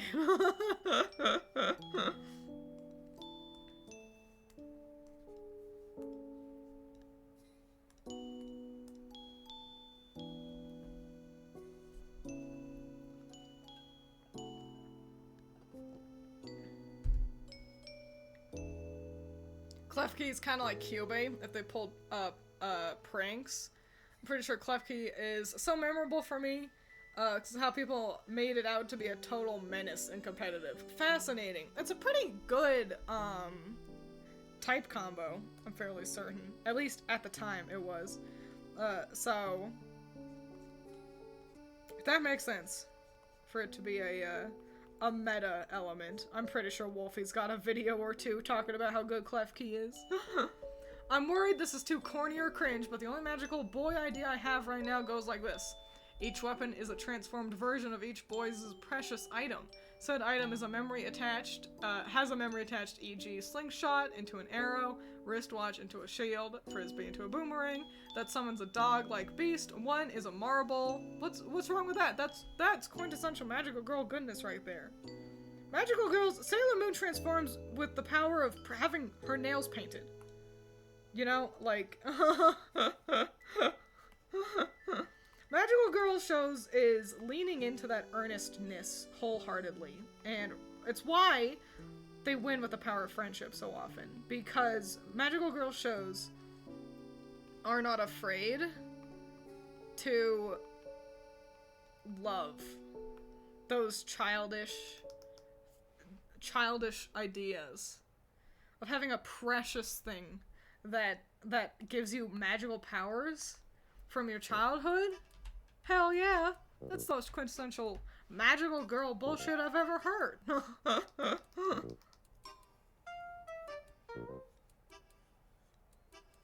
I hate this. Yeah, you see this thing so often. This, like, one hair that, like amongst a clump of hair, and there's one that's just, like, visible, like, up there. I hate that. It's always so difficult to draw and make it look good. And it's just like, fam, why'd you do that? Why do you hate me? Why do you hate me specifically? Me personally. That's it, send tweet. Another thing I hate, how anime characters eat food.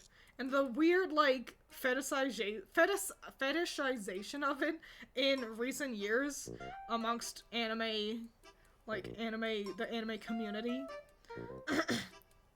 I hate watching an anime girl take a bite and then, like, wipe her lips and go, and it's like, shut the fuck up, I hate you, I hope you die. Just take a fuck, I hope we go back to, and that was annoying as fuck too. It's annoying. I hate anime characters eating. It's always annoying. They always get just a little bit of crumbly bitties on their fucking chins, and it's like, shut up, I hate you, I hate this. Just eat the food. Rant over. Can't let myself have a full meltdown. I'm writing a video right now talking about why I like Scarlet Violet so much. Hell yeah. And I'm hoping to really push into some sincere points. Don't be afraid to be sincere. That's something that I've thought about a lot recently, and it's twofold. One, because I just made a 3-hour video that is a love letter to Scarlet and Violet, and it's quite embarrassing because I really put it all out there.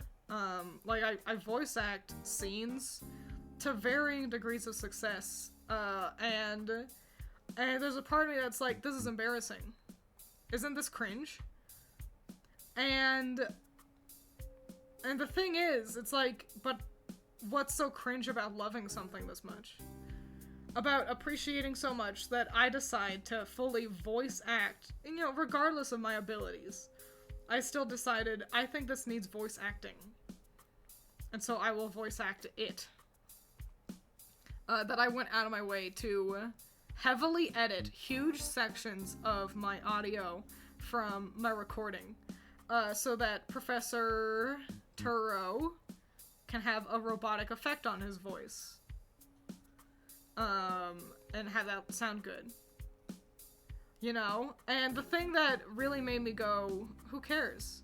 Who cares if you sincerely love something? Quite frankly, that's far better than dismissing that sincerity, than to, you know, to pretend like, oh, being aloof is, you know, the better way to go. And the thing that really made me think about that was, there's a pretty new YouTuber, hot off the block, and I really appreciate his videos about the Mother series. His name is Charlie, but instead of an I, it's a J. You can Google him pretty easily. And he very sincerely, they're very entertaining videos. I've been quoting his first one for weeks now. I will just look at Allison and I'll go, I can't do a cartwheel. Which is a reference that you'll just have to watch his first, like, Mother 1, not even Earthbound, Mother 1 video. To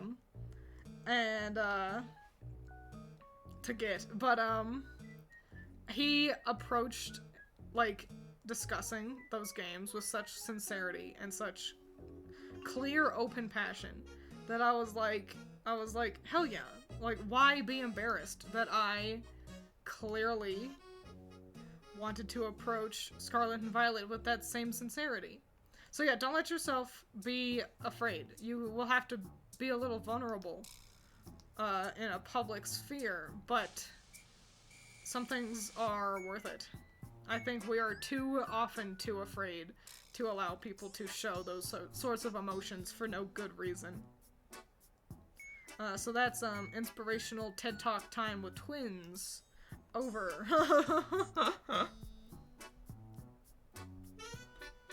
That paragraph looks messy as hell, sorry about that, that's alright.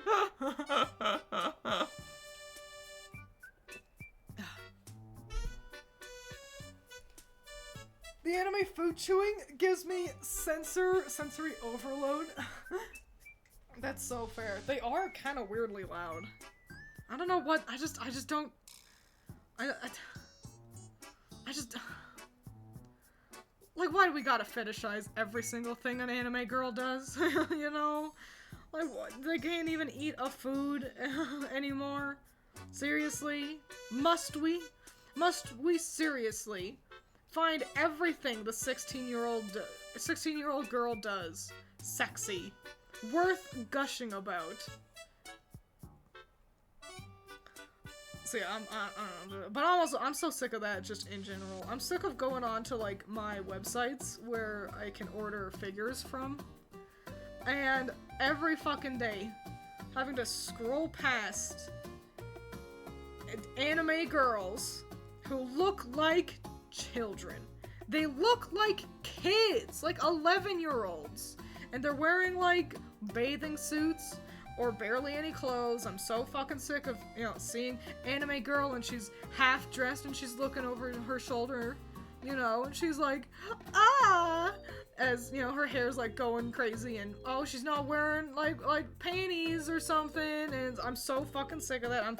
I'm sick of scrolling past hundreds and hundreds of anime figures that look like this. It's woman with half-lidded eyes, some kind of hair, doesn't matter. And she's wearing like this. And it's like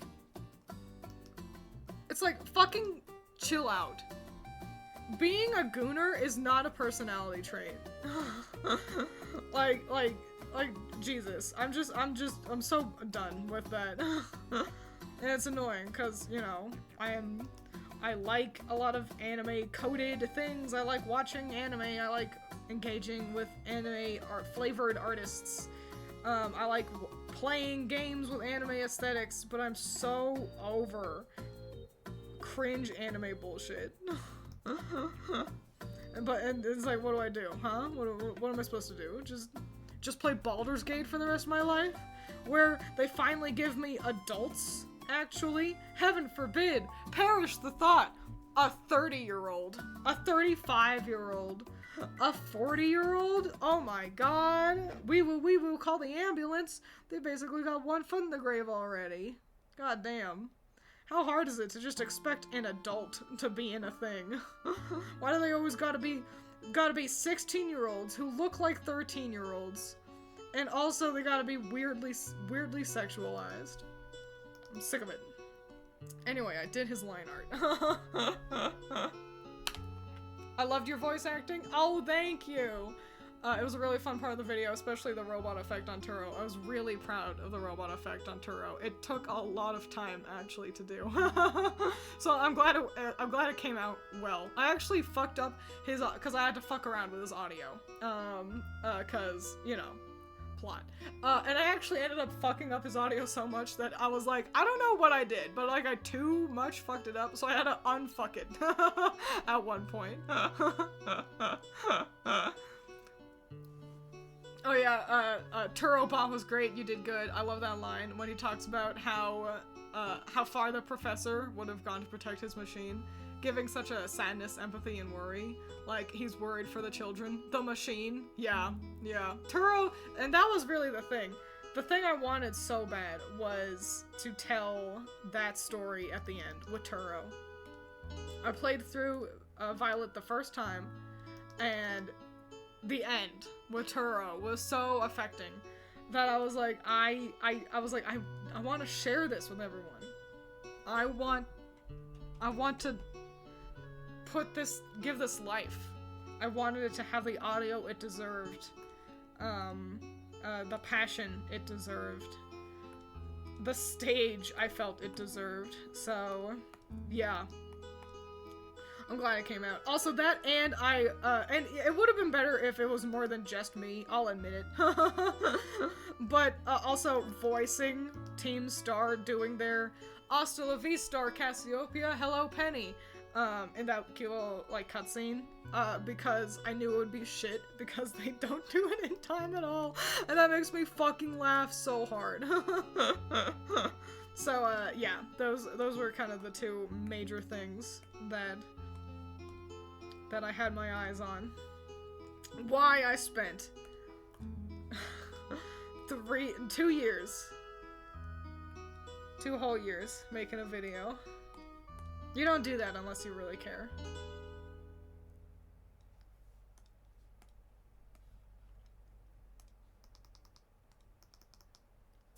And then Precure, grab this tongue color so it could be consistent. His hair is really light. I didn't think it was this light. It's another instance where the shading is doing a lot to kind of counteract the brightness of it.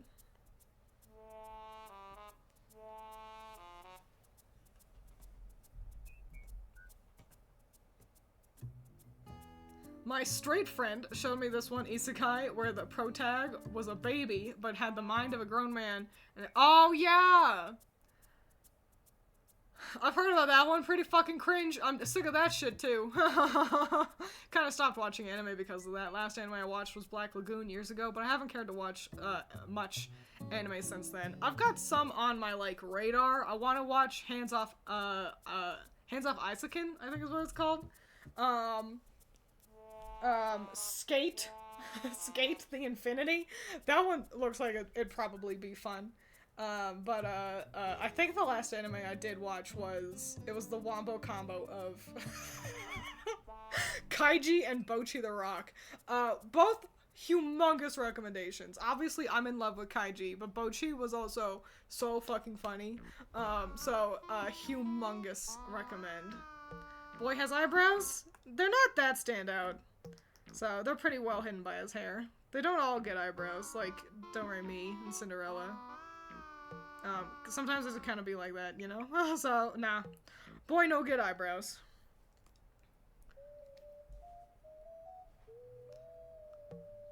The DLCs were really good. I got a couple of comments being like, the DLC though, and it's like, I'm not doing the DLC. The stories were really, really good, but, they're just not very, conducive to, I think, that my magical girl adventure format, cause I wouldn't get to catch new Pokemon, you know? It would kind of just be me going through the stories. So yeah, maybe I would do them on stream. I don't know, but, no, I don't think I'd make a video. Not the same as 16-year-old anime girl weirdness, but I heard Rouge the Bat was 18. Fascinating. Like, yes, technically an adult, but her voice and design, I thought she was in her late 20s at least. Yes! That's happened so- Hi, Mapafu! You've showed up at such a fun time. We've already done Cutie Honey and Do-Re-Mi. Wow. And also, I finished, Precure over here, and I did Sailor Moon. And now we're wrapping up today with Scarlet from Cute Earth Defense High Club Love. And we're talking about magical girls and my very good video that you should watch about Pokemon Scarlet and Violet and the magical girl adventure I had in that. But yeah, and we're also kind of vaguely talking about anime and how they are weird with ages, and specifically to reply to you, yeah, I agree. The thing where they'll be like, this character is clearly coded as like at least a 30-year-old, maybe a 25-year-old, and then they'll be like, and they're 18. Like, I think technically, Spike Spiegel is like 20, and it's like, that's not true. That is not accurate. That's not right. So, yeah, I'm right there with you. I think that's weird.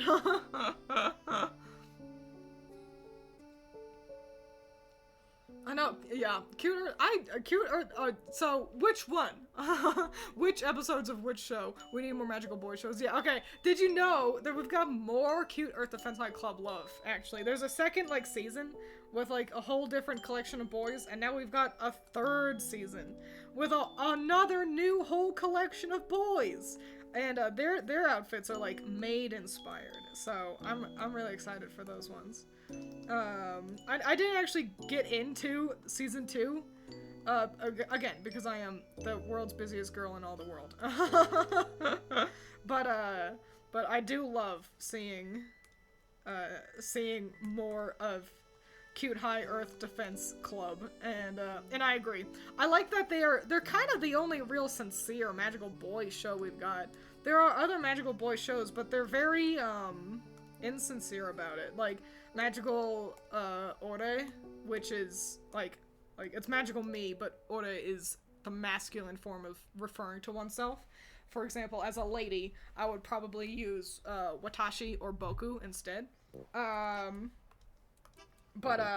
that's the gimmick, is that they're girls, but I think they transform into, like, muscular men. And so it's just like, I don't know, it feels very insincere.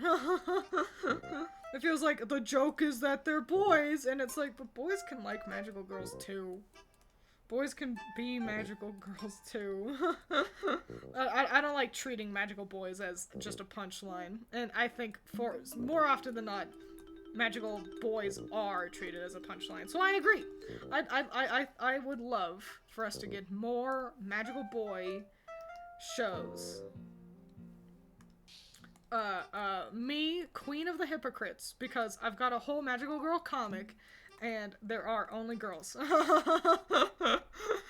in Grim Magic. I've got a special idea, though, I'll eventually get to. So, I don't know, vaguely look forward to that. Hang on, I may have just filled in the whole background black. Yep. I need to catch up. I know, right? I know, right? He's 27? That's not right. He can't be. That's a 34-year-old man at the youngest.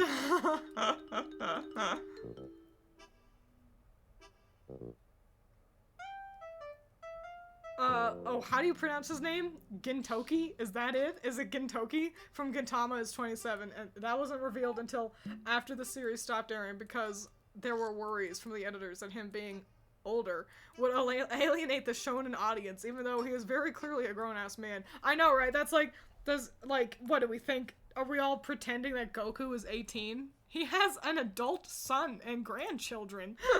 How old do we think Goku is? Actually, how old do we think Goku is? I hope Goku's not weirdly young.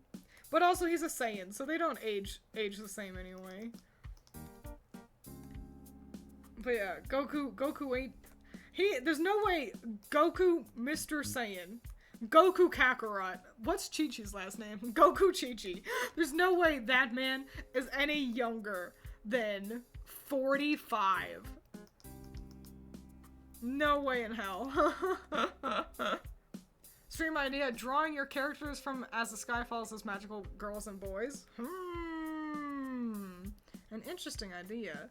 Might be a fun way to get you all to read more As the Sky Falls. I've got a couple more characters that I need to introduce. And then maybe. But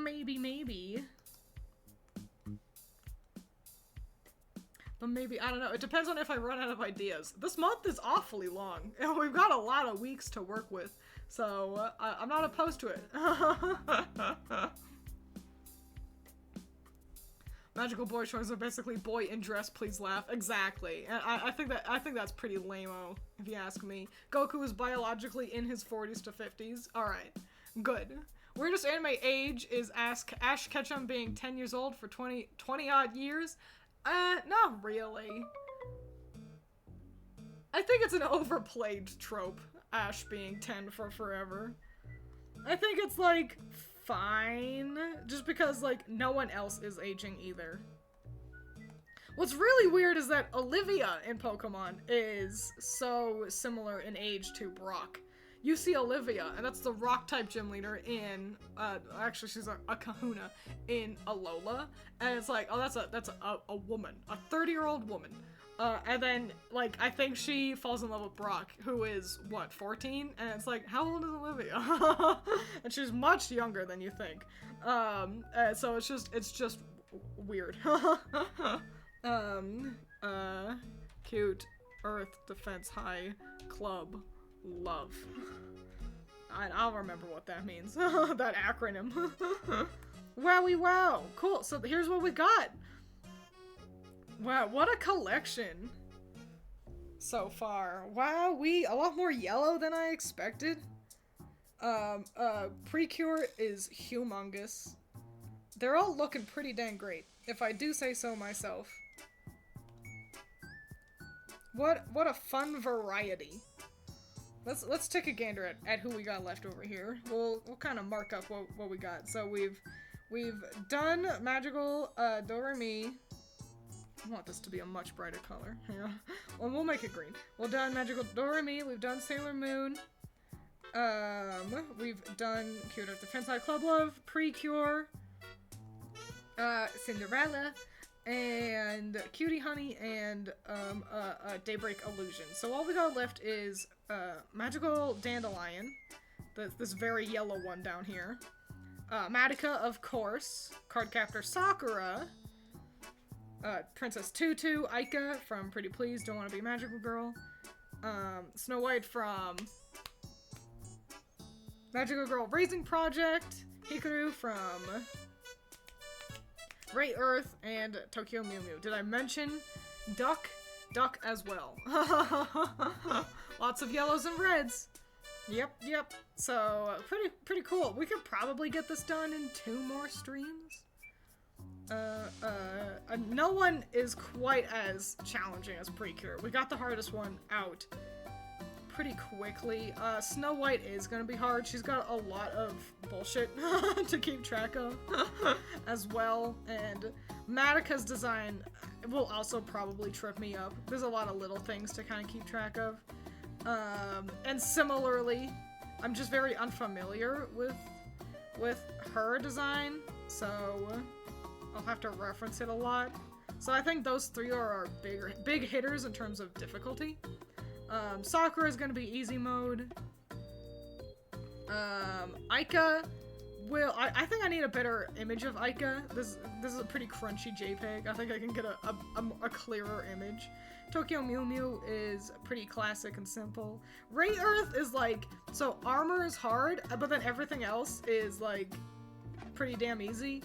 I should probably get a better image of her as well. That doesn't have the sword in the way. So, yeah.